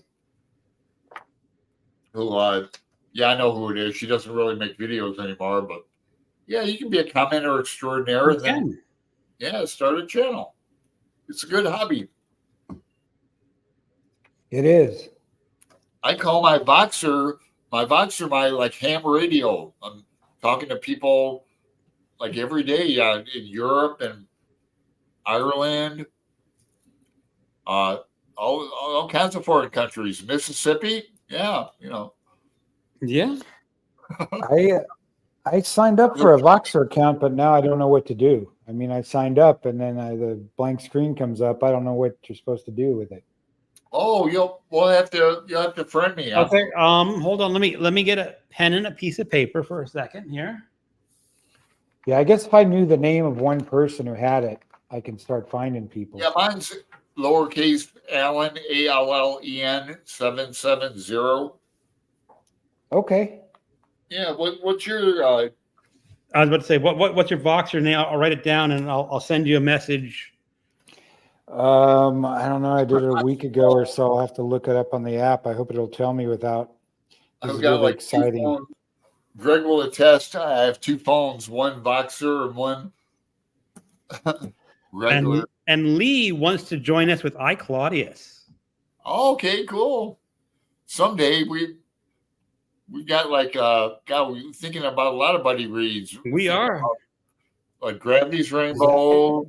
Oh, I can't see that level of detail. Bookless _Pete. Okay. Or is that my screen name? I don't know if that's my address or my screen name. I don't know. We'll find out, I guess. I will find out. If not, I'll message somebody or something. I've just been sleeping on it. GEEMONT 235. GEEMONT 235. I don't know why mine doesn't have numbers after it.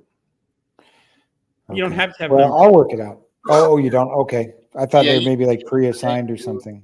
And all that. No, you get to pick it out. All right. Well, I'll work it out. It's good. I hear a lot of things go on over there. So yeah. now that I'm getting used to the Discord, I'm kind of liking that too, especially for like the group reads and that, because it's like an official document now that It you. is. And now the problem with Voxer is that unless you have Pro, I believe the messengers fade after 14 days or somewhere around there. Yeah, and you can't delete either without the You can't Pro. delete. But you with can't with Discord. And Discord is a little more organized. You can have different books and different discussions. So I'm slowly warming up to Discord. Yeah, me too. Okay. Yet Lee loves rods. Oh, yeah, Roz is cool. What's Roz's channel? I'm not sure if I know that. Scally-dallying around the books. Oh, yes, of course. About the books.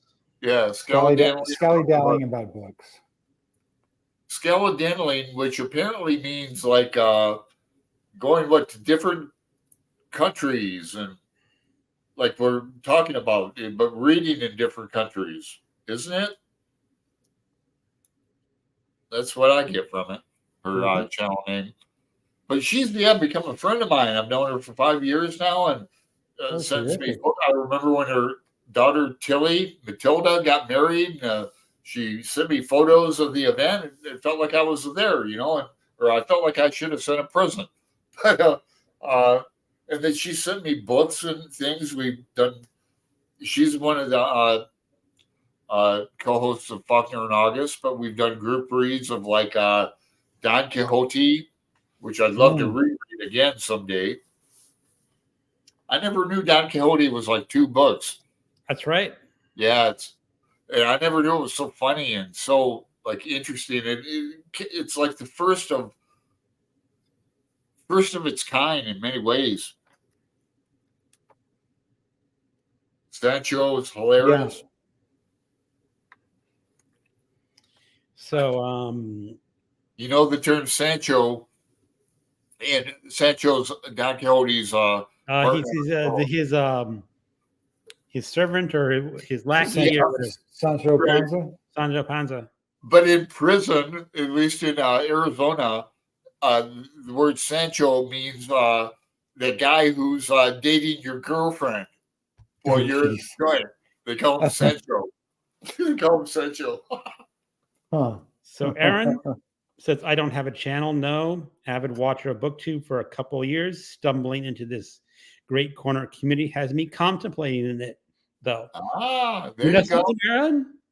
Just give it a shot. You can always stop and not worry about it. Yeah. But you might like it, You can always delete it you can always just not upload it. Yep. Or you could just keep going like I do. Here's my advice.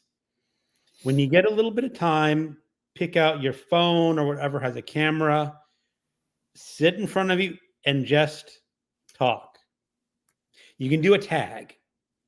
There is the newbie tag that you can do, or you can look up my tag, the A to Z hot or not tag. Yeah, that's a good tag. Which is actually a very easy thing to do.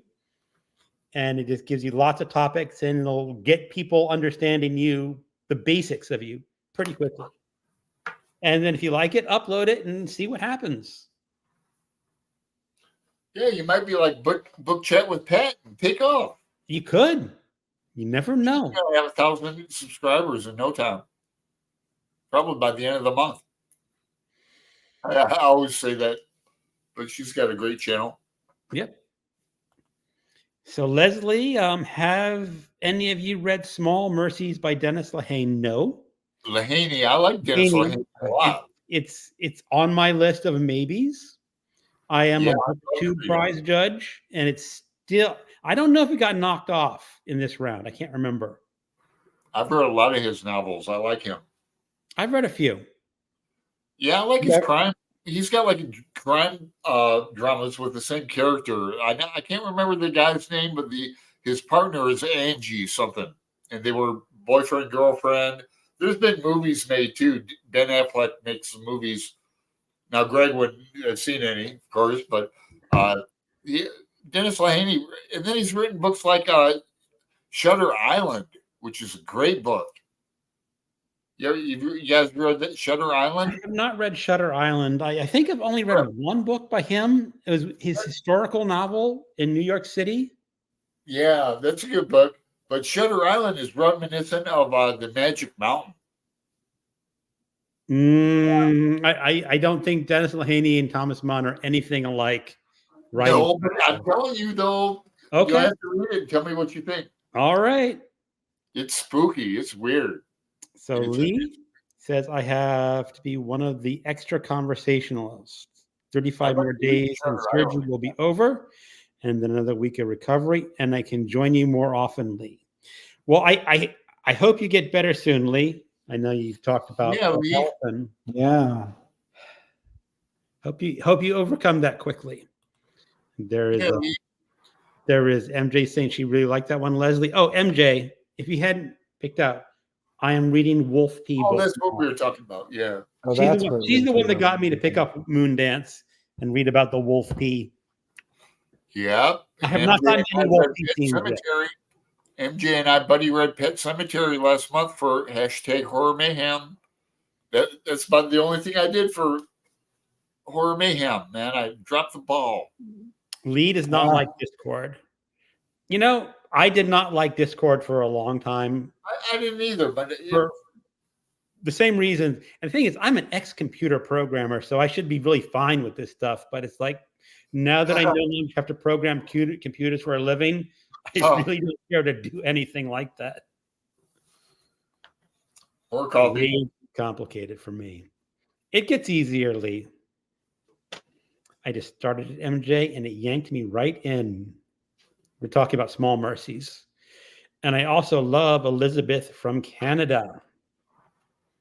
Definitely held my attention. I did the audio book, fantastic narration. Okay, I might have to look into see that for my audiobook summer. Aaron says, great tips for starting. Thank you, chaps. Well, you know, if you do my A to Z, hot or not, you can tag me, and I might be the first subscriber to your channel. That'd be kind of fun. Yeah, Aaron. I support that. I suggest. Yeah, I think it'd be great if you like it. Yep. It's a good hobby. Go at your own pace. Don't take it too seriously. Do. I mean, because you know, we don't know anything about like your job, where you live, husbands, wives, children's, whatever, and all those can affect how much time you can put into a channel. And there's so many different types of channels you can have. You can be like totally anonymous. You can you don't even have to show your face. You can be like an avatar, like my friend Jeremy Fee. Jeremy Fee. Will Chambers is another one that never appears. He's in our Ulysses group. Yes. And he just Faceless book reviews. He just films his walk. He just films the scenery around his house. Yeah, that works for some people. Yeah, and you know, and talks. Yeah, for different people. It really helps. I often thought about that. Is that like you're doing your reviews, and it's easier to edit when you make mistakes, and just it's not as obvious when you're doing a video that you had this cut in the video that you made a mistake and you spliced it out. If you're just reading, like this would be the entire video, I can make any number of mistakes that I want to. Right. You wouldn't be able to notice. Jump. Sometimes people can get a little aggressive. I'm just stressing out, cutting out every single and then it's just like becomes like I used to do a lot of it. I still have the Kind software, Kind Master. It's free, and it allowed me to do quite a few things. You know, like pop up books here and cut and slice and spin things around, do fancy stuff. But I kept running out of memory. So I just said, F it, and never edited. Now it's like probably like for a year I haven't edited, but I might go back to it. I used to enjoy it. Well, Alan, you have a Chromebook now that I sent you. You can use the Chromebook because my wife is using her Chromebook to edit her video. Yeah, I'd have to Oh, learn how really? to do that. It's not hard. Now, the No? thing is, because we both channels, we just bought a new MacBook Pro to do video filming and editing. Oh, So I'm actually on my brand new MacBook Pro tonight as oh, my first live. You may have noticed that the actual picture quality is greatly improved from most of my lives. Mostly they're a little washed out, so the yeah, video quality is a yeah, little it better. does look good, Greg. Now I've recorded some guitar stuff on the Chromebook, and I can't share it on YouTube for some reason. I don't know Yes, why. you can. Why would that be? Well, I don't know the Chromebook software that well, but at least like in some recording studios, you record, but the recording isn't considered a video that is uploadable. It's like an Oh, internal. So if you go to that recording, whatever in Chromebook, there may be an export as feature. oh, So okay. like, you look at it, Because you yeah, save, and then when I record you when I record, export as MP3 or MP4, and then it'll, oh, depending on how powerful it'll take like 2 minutes to 10 minutes, whatever, and then you can upload it. all right. Well, yeah, there's someone in the chat who just popped up in the chat who knows about this too. But like when I record music on my phone and upload it to YouTube, sometimes it sounds like I'm underwater. Like that. Hmm. I don't know why. Yeah, I might invest in a better microphone. I'm not sure yet. I mean, I think my sound quality just off my iPhone or this MacBook is sufficient. I'm not Yeah, it's like fine. You have a microphone, don't you? Or you had one? I had one It and kind of got in the way. it did. And what's really kind of annoying is that microphone has Sorry. a USB port to plug it in, and these new MacBooks are all USB-C ports. Oh, So it's right. like, I've got a couple too. I've got an old one I still use for earbuds. I've got earbuds that use the old one, and my electronic vapor still uses that old one. mhm. Oh, you Yeah, probably have the micro USB. I have both of them. You know, like the new phones use bigger ones. Are you Oh, talking about? because what's going There's to another happen one. is everything is switching over to this USB-C, and it'll be Oh, around for like 5 or 6 years, and then some smarty pants engineer will come up like with a better adapter than Yeah. USB-C, and you'll go USB-D, and then it'll be spent all this time adapting to the new one. It just keeps you buying new equipment. That's all it's, you know. yep, indeed. Mm-hmm. I'm still mad about the phone jack. About They the take headphone. the headphone jacks. They took off the iPhones and then they took them off the Android phones too. The headphone jack. Oh, So, like With my iPhone currently has the Lightning port, and now I right, yeah, think the new ones are going to be USB-C in America. I mean, they mandated it in Europe, so I think they'll be also mandated okay. transfer over to the United States. So Well, all these, that'd be a little more helpful, yeah. so now everything. I mean, it would be nice if all your products used one port, so you don't have to bring all these wires with you when you travel. yeah, And they could do it. I'm sure they could do that. They can. So yeah. Like when you go to Europe from the United States, your plug isn't going to fit the wall or anything. right. Yeah, need adapters for all that. Nope. We need to say hi to Gareth. Hello, Yeah, Gareth. yeah. Hello, Gareth. That's what I was talking about. It just appeared. I think that depends on your Yeah, mic. Oh, above the You, the water. yeah. My new phone at the moment is terrible, which is why I use my iPad for recording music. But I have a new phone. Okay, Gareth, is it not an Apple phone? Maybe he got an Android phone or with bad mic, because the mic on this phone is actually pretty good. I mean, it's now like a 3-year-old phone.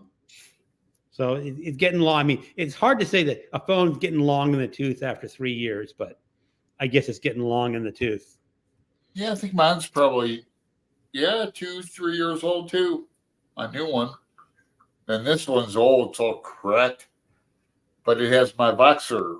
And you can't recover your password for whatever reason. Right. So when that phone dies, I have to tell everybody. Alan, you just need to start a new Voxer channel and just tell everyone to use your new Voxer one. Start everything all over. Yeah, you're right. As usual, you're right again. So there, Gareth says, come to Europe and they'll put the kettle on. Scald the kettle, scald the pot, Molly says. Android phone. Yeah. So yeah, I am going to get to Europe one of these years. That's one of the lists of our travel lists. Now the only problem is there's so much to see out there. Yeah, you can't do it in one trip. I mean, I imagine England, Wales, and Scotland will be one trip for us, and then then continental Europe will be another trip. Well, there's a congregation, for lack of a better word, of booktubers right around. Is it Portsmouth and Seaside, England, and Sussex? Because Roz and Gareth and then Ollie live right there, and then take the train from Brighton up to London. Yeah, I don't know how you guys are traveling, Greg, or if you rent a car and just drive it. It really depends on what kind of trip we take. I would rather not rent a car just because they're a pain in the butt to have. I mean, it's convenient, but the train system in England and Europe is so good. Well, you don't mind trains and that anyway, so I don't mind trains. Yeah, take the train up to London and see more friends up in London, and then you want to do Hay-on Rye. Oh, I want to go there. Yeah, that's in Wales. You see Aaron Facer. Absolutely. Because my wife may be kind of bored. She may want to do other stuff. Like, what do you mean you're seeing more booktubers? All your booktube friends, make the whole rounds. Yeah, MJ, we were talking, me and Pete, about being bachelors traveling and how it has its advantages. But, I'd rather have a partner to travel with, be honest with you. So it's good to have. Yeah, it's good to have somebody to bounce stuff off of, and it can get lonely if you're the type of person who gets lonely. I just make a video when I get lonely. Yeah. Yep. Gareth says we're all here. Alan knows how to travel. MC 1964. I have a charging cord that has 4 different ends. One cord will charge just about everything. That's a good one. Beautiful. Yeah. Yep. Love going places by train. That's one thing I miss not having in the United States is a really robust train system. It would be amazing. Yeah. Now Gareth just got back from Italy. Yeah, well, it's a little late for the United States to get their trains going, but it's a little late for a lot of things for us, I'm afraid. Like they're doing an extension train from Portland up to Washington now. They've been talking about doing the super train from Seattle to Portland for decades. Yeah, they always goes down in the tax when they vote for it. I don't know why. Well, people don't want to spend money on it, but well, it's like that train from LA to San Francisco high-speed train they've been talking about as long as I've been alive too. There you go. Yeah. Or to Vegas too from LA or something. Oh, that Tesla thing. Not That'd Tesla, be great. but I was talking about Vegas to somebody yesterday. My memory. I have a great memory for ruminating 20, 30, 40 years ago, but yesterday I think I was talking to somebody in my like real life about Vegas, and I used to go to Vegas quite often when I lived in Phoenix. But evidently, there's a train, not a train, but a plane, like one way from Portland to Vegas every day. It'd be cool. I mean, I miss Vegas. If I'm doing bad on the tables, I just go to the buffet and the Flamingo. Go I've chow. only been to Vegas once, Oh, and did you? I never went. I never went gambling, and the whole time I was there. No, too busy seeing shows. No, we didn't. We didn't do much because what happened was my wife had a business conference out Ah, in Vegas where she had to like organize everything. So she got comped with a room as being the organizer, a very nice Nice. double room type. yeah. And so the last night of the conference, I just flew out. Now, you mentioned that once in a while you'll mention that. Did you guys do that quite often, or is that something she's I going to used to look join. back on? I used to join her a lot in her Wow. because So she's going to look back on that, miss that. I bet, like 10 years down the road, she's going to miss that part. I bet. well the thing is that was a previous job that she had. Oh, And then I mean I don't know exactly her job titles, but she was it was her smart pay job where she was running the credit card system for government employees. Because if you're an employee on travel, you have a government credit card. So she was in charge of coordinating all of that. So they had conferences about that. And this is like way before COVID and stuff. So she yeah. got on a lot of travel. And honestly, I did Texas. I did Las Vegas. I did San Diego. Yeah. Love San Diego. And a couple other places. Well, yeah, so it was fun because I could stay at her room and not have to pay anything. Yeah, man. Yeah. Yeah. Our friend Caitlin at Bandy's Books lives in San Diego. Or San Diego, as I like to call it. But I lived there for a few years. I love San Diego. Mm-hmm. Best Mexican food ever. Yeah. So far. Now, I don't know about Spain. It might have some good. I don't know where I'm going with this. Spain might have some good food. You'll have to tell us, Pete. Paella. So MJ says the Yeah. underground and trains rock in the UK. Ah. I'll be heading back in autumn. Oh, you are great. That'd be great, MJ. Hey, Jenny. Jenny. Glad you made part of it. Yeah, Jenny. Hey, Jenny. Gareth, I'll get you some brown sauce, MJ. Haha. Brown sauce. You can get from top to bottom of the UK in about 10 hours drive, but you miss a lot. Ah. I wonder what brown sauce is. That's I'm not sure I want to ask. I know Isn't that that some kind of thin gravy of some kind? I don't know. It reminds me of jail in Maricopa County. Just biscuits for she's saying just biscuits. I think she's saying no to the brown sauce. I have biscuits and gravy every Tuesday morning, or I try to. Oh, But there they're will talking be about biscuits. another kind of biscuits. They're talking about the Gareth and his crumpets. Oh, the Eating crumpets. cookies. Yeah, I can't keep cookies around the house anymore. I'm like Gareth, I eat them in 2 days, they're gone. I have the same problem with the Costco s'more cookies. There, You like those s'mores? I do. I'll have to try it. We have a grocery outlet bargain market here that I go to sometimes, and they have a huge cookie selection. Cookie and biscuit. Oh, here we go. Okay, let's he's saying congrats, Greg, on your wife's retirement. Yeah, it's already she's learned already got a new career. Farting around.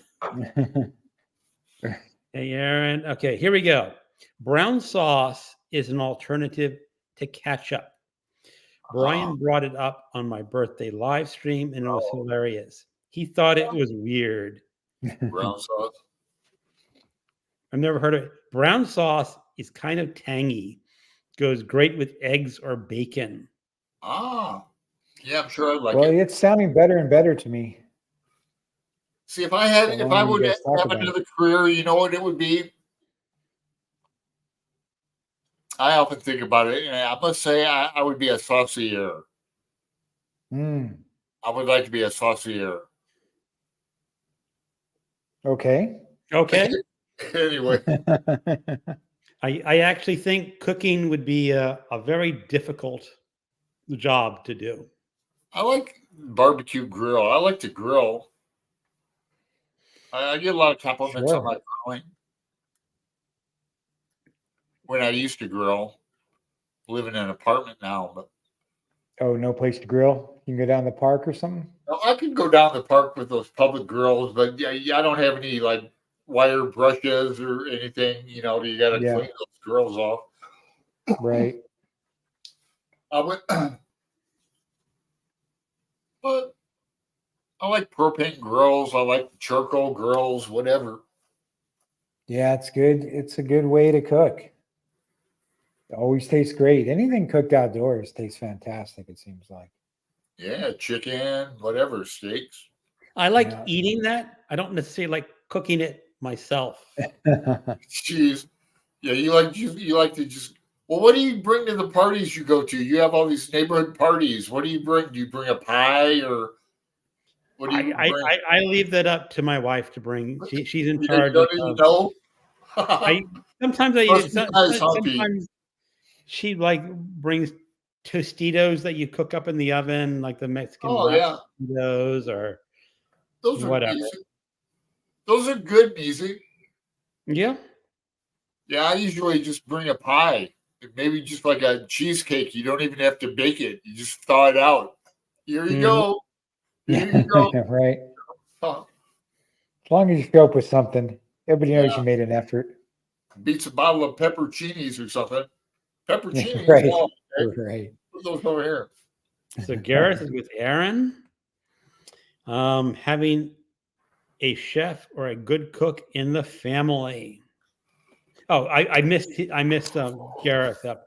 My son has become a chef and it's changed his whole Oh. attitude towards food. Oh, wow. Mm. So it's a guitar player and a chef now. Great. Okay. Now, talking about Caitlin at Bandy's Books again. She's a chef. She is a chef. Yeah, I like garlic mayo myself, Jimmy. Yeah. Yeah, garlic. I'm not a big fan of mayo, but I like spicy sauces. Yeah, you like spicy food, like even more than me. I used to like it quite a bit, but in my dotage again, my old age, my palate is I can't really take the real spicy stuff. And I, spent 20 plus years in Phoenix, Arizona, that is. But yeah, I just get like medium when I go to Mexican food. That's what I do now too. Oh yeah, Got nothing to prove anymore. Well, it's Right. kind of I just say interesting. medium.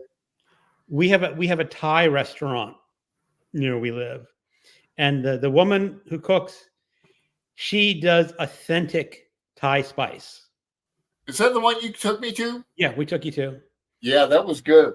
And they have 5 levels of spice, like mild, none, mild, medium, and then hot and Thai hot. And what's interesting is their servers, if you order over the medium spice, they're going to go, this is a Thai spiced level. This is not American spice. Because you can go to an American spice and give me 5, and you go, well, that's a little spicy, but I once ordered their 4 level. Oh man, I could barely eat that, but it was good. Geez. Your mouth is just burning, but it's a good kind of burn, but can't take it too much of that. So they know to warn you off. They've had too many bad experiences. They know what's No, they happening. do. I mean, because honestly, they don't want the reputation of serving something you can't eat. No, Right. Having their customers getting all mad. Yeah. sure. So they just say, look, Try and save you from yourself. Hey, honestly, speaking I think one of the waiters would not serve someone oh, who she does not know the spicier levels. He says, you try it and come back, we'll build you up. But Yeah.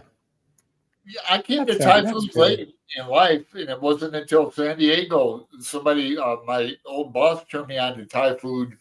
But I remember they'd bring out. She'd always get us like a chili platter to try all the chilies. Mm. You know, it was cool. Mhm. But I love Thai food now. It's one of my favorite cuisines next to Indian and Thai are probably my two favorite. Yeah, I remember that Fantastic. restaurant too. We ate at Greg, and they had that good teriyaki fish. Just simple but good. Mm. What else? I think we had like fried chicken and stuff too. I forget. Yeah, we did.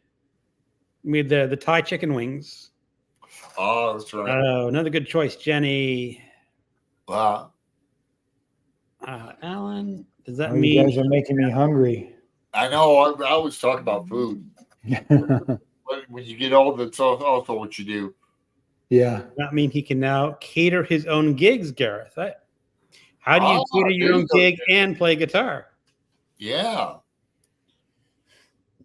Aaron also found a Put bit that of boy to work, selection. Gareth. Put your son to work. Need So to that's try more hot sauces. Oh, got to say goodbye to MJ. Goodbye, Bye, MJ. Hi, There. MJ. I've got to Later, hit the MJ. like button Still here. too. Thanks for stopping by. Uh-oh. Now we're going to get feedback. Oh, MJ is going to be a guest on our show in a few weeks, I but think 2 weeks. 2 weeks. Yeah, we got Tom at LA. Tom Tom, at LA Books next week, who lives in South Carolina, I think, or North Carolina. Never mind. I was going to say, where's Charlotte? that's in Virginia. Charlotte is in Virginia. Oh, I mean, No, wait. Say, is there a Charlotte, North Isn't- Carolina? Charlotte, isn't no, there a Charlotte, Charlottesville North- and Charlotte are two different places. Oh, Charlottesville. yeah, Charlotte. So. Bye, MJ. Yep. So, haha.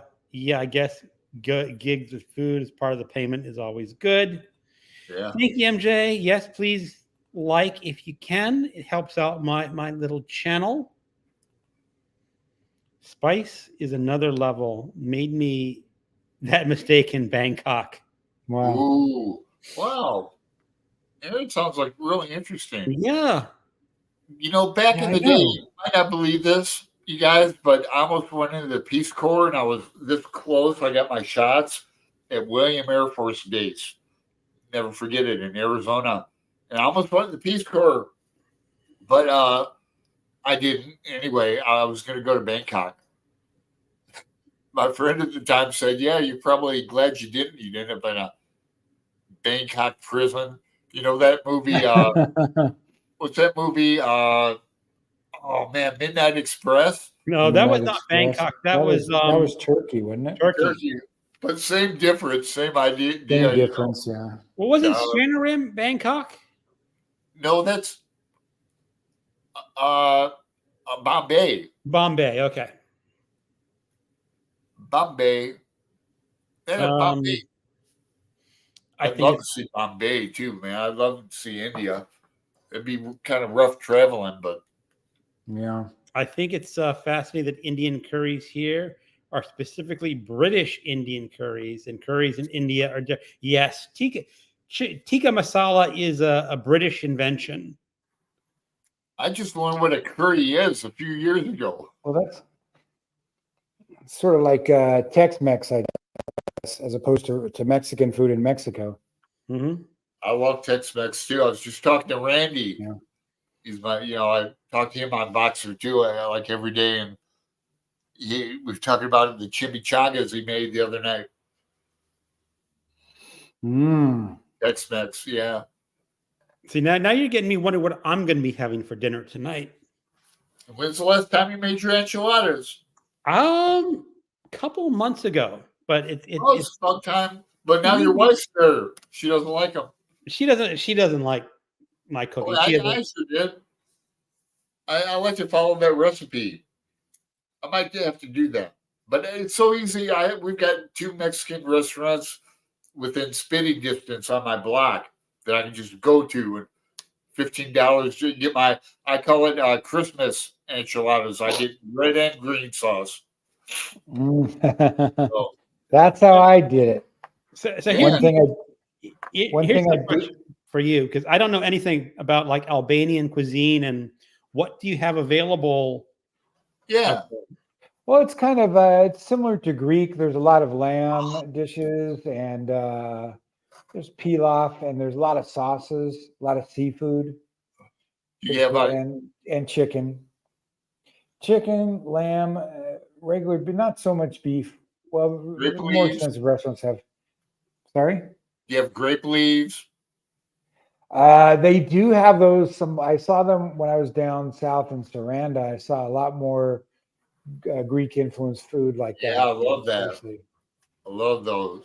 Yeah, a lot of choices. Of course, a lot of people just eat pizzas and Sure. kebabs, and I could that's do the the ubiquitous. Mediterranean diet easily. I love Yeah, Mediterranean food. I could do that. yeah, it's quite a bit of variety. And the sauces, I don't know, different kind of cream sauces and things like that. They have their Oh own yeah, specialties. love it. My ex Molly, she's I don't know how you say. I think she has family from like Syria and that. Mm, She's American, of course, but right. not of course, just is. But she ate Mediterranean like all the time. So Yeah, yeah, pretty much love the it. Like same. yogurt, love it. They use that a lot. Incredible oranges and produce and stuff like that, and just cherries. And I think it's cherry season now. They're like $2 or approximately $1 a pound, $2 a Wow. Yeah, kilo I love on cherries. the street. Cherries. Yeah. So if you like fruit, it's a great place for that too. Fruit, Ah, seafood. seafood's my favorite. So Oh, Aaron, you'd like it here then. Yeah, Seattle too. Yeah. you see Yeah. on seafood, I like shellfish a lot, but just regular Mhm. fish doesn't always work for me. Oh, really? Yeah. I mean, we had that catfish when we went down to visit Baltimore. Yeah, Oh, that's right. we had the little fish shack, which had some fried. Yeah, That was pretty good. that was. I'd go back to that place. So Aaron Sure. says, I love to travel, though didn't really start until my 30s. So a decade of doing it more extensively. Yeah, I kind of grew up with the American dream. So my parents and my family, we did a lot of family vacations and travel. We traveled across the country one time. Oh, nice. Yeah, from like Toledo, Ohio, all the way to San Francisco and Vegas, and just and back. All the way Hmm. back. That's when they fell That, in love with Arizona. that's how we did it when I was a kid. We lived in northern Nevada, but both my parents, his parents, all my grandparents lived in Las Vegas area, so we'd go down there all the time. So my parents could gamble, and we could hang out in the trailer with the grand folks. And Circus. yeah, Circus. That was a big deal when I was a kid. There wasn't. I think Yeah, there's one in Reno now too, but it was I one of like. the big fancy ones when I was a kid. Sure, that's where you go, Circus, and like because we tra- Yeah. we they had a big like Chevy Bonneville van, but then we had I think it was an 8 person, 6 to 8 person tent camper, and me and Oh my two wow. siblings just running around. So it was cool, you know, Yeah. the little tent camper. But then we'd get a hotel once in a while. Yeah. Clean up. But that's when the first time I saw the Grand Canyon and everything. But I've been to Vegas 100 times. Not Mm. that many, but I've been to Reno a couple times. The Amtrak goes right there from Portland. Oh, does it now? Oh yeah, I got this tattoo in Vegas. I played some 6 and 8 Oh, with wow. odds. Yeah. Wow. I I'm supposed to go back sometime, visit my cousin, all my cousins, and I haven't set foot in Nevada since I haven't set foot in northern Nevada, Reno, where I'm from, since I was like 20 years old. Mm. It's like 43 years ago. And So yeah, I want to Reno's go back to Tahoe, and we used to drive Reno. up to Tahoe all the time. What's that neon sign over the street? The Oh, the biggest little America's city in the world. biggest little city in the world. Yeah. Yeah. Yeah. It's cool to walk around. It has like a nice water park. I remember walking around. I've only been there twice. Yeah, it's got that. For a town that size, it's got an incredibly beautiful library.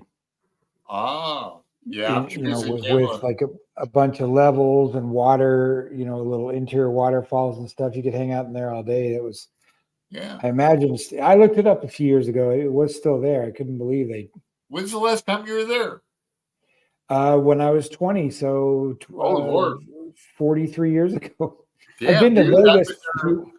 Yeah. Well, everybody moved out of there. I mean, all my closest relatives moved out of there. After my the parents got Amtrak. divorced. You get off the Amtrak and you're smack dab right downtown. And I've been to Harrah's. I've stayed at Harrah's. I've stayed at the Flamingo. It doesn't matter. They're all the same price, the hotels. But you don't even need to take a taxi. You get off the Amtrak, take Just your walk luggage. around. You're there.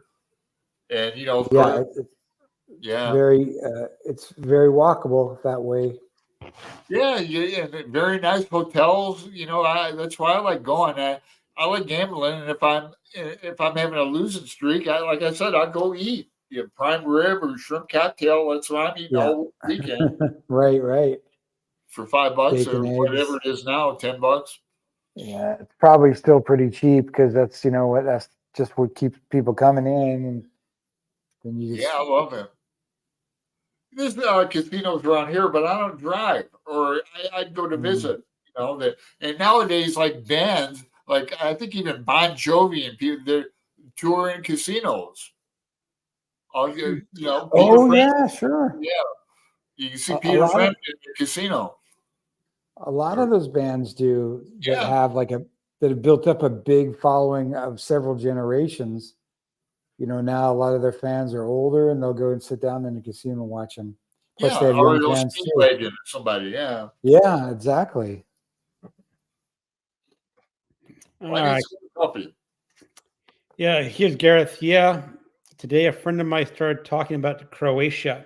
My wife was talking about Croatia, that she saw some travel videos of people who were staying in Croatia for a few months, that it's relatively affordable place to live. And, as my wife and I think, maybe next year we have to leave the United States, Don't even think about it. I mean, I bet you guys will go to Europe next year, but I don't think about that reason. Let me get my crystal ball out. Yeah, I see you going to Europe next year, Greg. Now, the thing is, if we move to Europe or out of the country, we'd probably go Portugal, Spain route. It's my father's favorite country, Spain. Very popular places for Americans to move. Croatia's part of the same visa area as Western Europe. It's part of the Schengen area. I don't know if people are familiar with that term, but you can only stay there 3 months on a tourist visa. So I kind of got to bounce back and forth, but I would like to go to Croatia too. I hear it's incredible. Everybody over here says you got to go. That's what my wife said. She's trying to get me to watch some YouTube video. It's a beautiful country. Oh. Yeah, it really is. Incredible architecture, which survived World War II.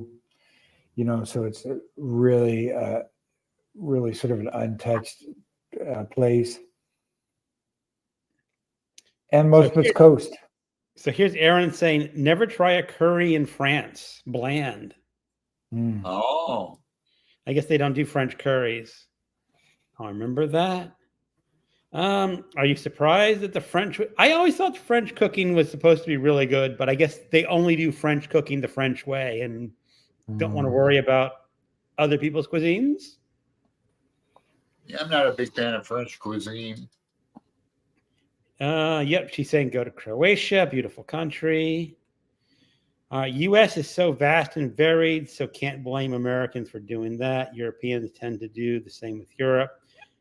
Just happens to be many countries. Well, like you said, Aaron, there's a huge cultural difference in a lot of the states where you go to. That's why I call Mississippi and Alabama foreign countries. Hmm. I lived in Georgia before, and it was quite a culture shock. It was like I called myself being a Buddhist in the Bible Belt. Mhm. Because you'd go to like Circle K or 7-Eleven, they'd be selling "I Heart Jesus" T-shirts. You go to the bank, there'd be a Bible. You go to the doctor's office, there'd be a Bible. You know, very strange. Yeah. So Gareth says going to Thailand blew me away because everything was different. The air was different. Wow. When I went to Dublin, I felt the air was different. In the mediation. I felt that too in Thailand. I went there when I was younger, and it's just. I went there when I was 19, 20, 21, somewhere in there, and then I went back maybe 30 years later when I had family living over there, and right away the air was the same, even though the country completely changed. I mean, when I went to Thailand in the late 80s in Bangkok, there was like one skyscraper, and now you go and it looks like Dubai. It's everywhere, but it actually smelled the same. So you had a sensory memory from when you. I really did, a very strong one. It really took me back, and this was. It's like Proust. It was probably like exactly. It was probably like 15 years ago. Yeah, his was with a cookie, but yours was like with the smell. The whole air, everything about it. Yeah, exactly. That's really cool. All right. So Gareth says the rainforest climate, I guess, of Thailand. So true about Thailand, such a welcoming people. Loved going to Spain. Haven't been to Portugal. Ellen, you need to hide in Alan's suitcase. What? You need to hide in my suitcase. Well, when you go to Well, if Trump, well, the only problem with that is that they're gonna have to take me. I won't be able to. I don't know what I'll do. That you might not get through the customs and have to leave you there. So Aaron's stepmother is French, an amazing cook, but yes, particularly of French food. Yeah, my father was born in Paris, France, but he never did any French cooking with me or us. I was heartbroken when I forgot the smell. It fades. You got to go back. Go back. It'll come right back to you. He's talking about Thailand, right? Well, okay, gentlemen. We've been here for 2 hours and 20 minutes. Yeah, I was just noticing that. Time flies, huh, Pete? It does fly. We're getting into Marvel movie territory there, and that's we are. It is epic, and should probably ask for some last comments if people have some last comments, and get ready to wrap it up. Well, while they were while you're wrapping up, I just want to say thanks for having me. I really enjoyed it. It was really a lot of fun. Thanks for coming on. It's just been a blast. I mean, it's like 2 hours have gone by in no time at all. And this was your first live show. Best show. First live. One of the best shows. I'm going to put that on a quote on my channel. Yeah, the best, fastest. It really went by fast. That's great. Would love to have seen Bangkok 40 years ago. Who was Carnaccia Road is still there, Pete? I'm not sure because even my most recent trip was about 15 years ago. It sounds familiar though. Yeah, I'd love to see that part of the world too, at least on a trip. I don't know, I don't want to stay too long, but well, it's one of your favorite cuisines in Thailand. Maybe so. Now the thing is, I like the Thai cuisine here. How would I fare in actual Thailand? Yucky. Yeah. Pretty good. Yeah. I'm sure you'd like it great. I'm sure I would. I'll watch. Well, maybe not. I don't know. You kind of picky. I am a bit picky with what I eat. Okay. Well, gentlemen, it's been great having you. And Pete, Thank you so much. Yeah, Pete, so man, much for thanks. coming on. And everyone in the chat room, thank you for Thanks, hanging out everyone. with us on our pub night chat. And we will catch you on another night. Ciao. Watch it. Goodbye.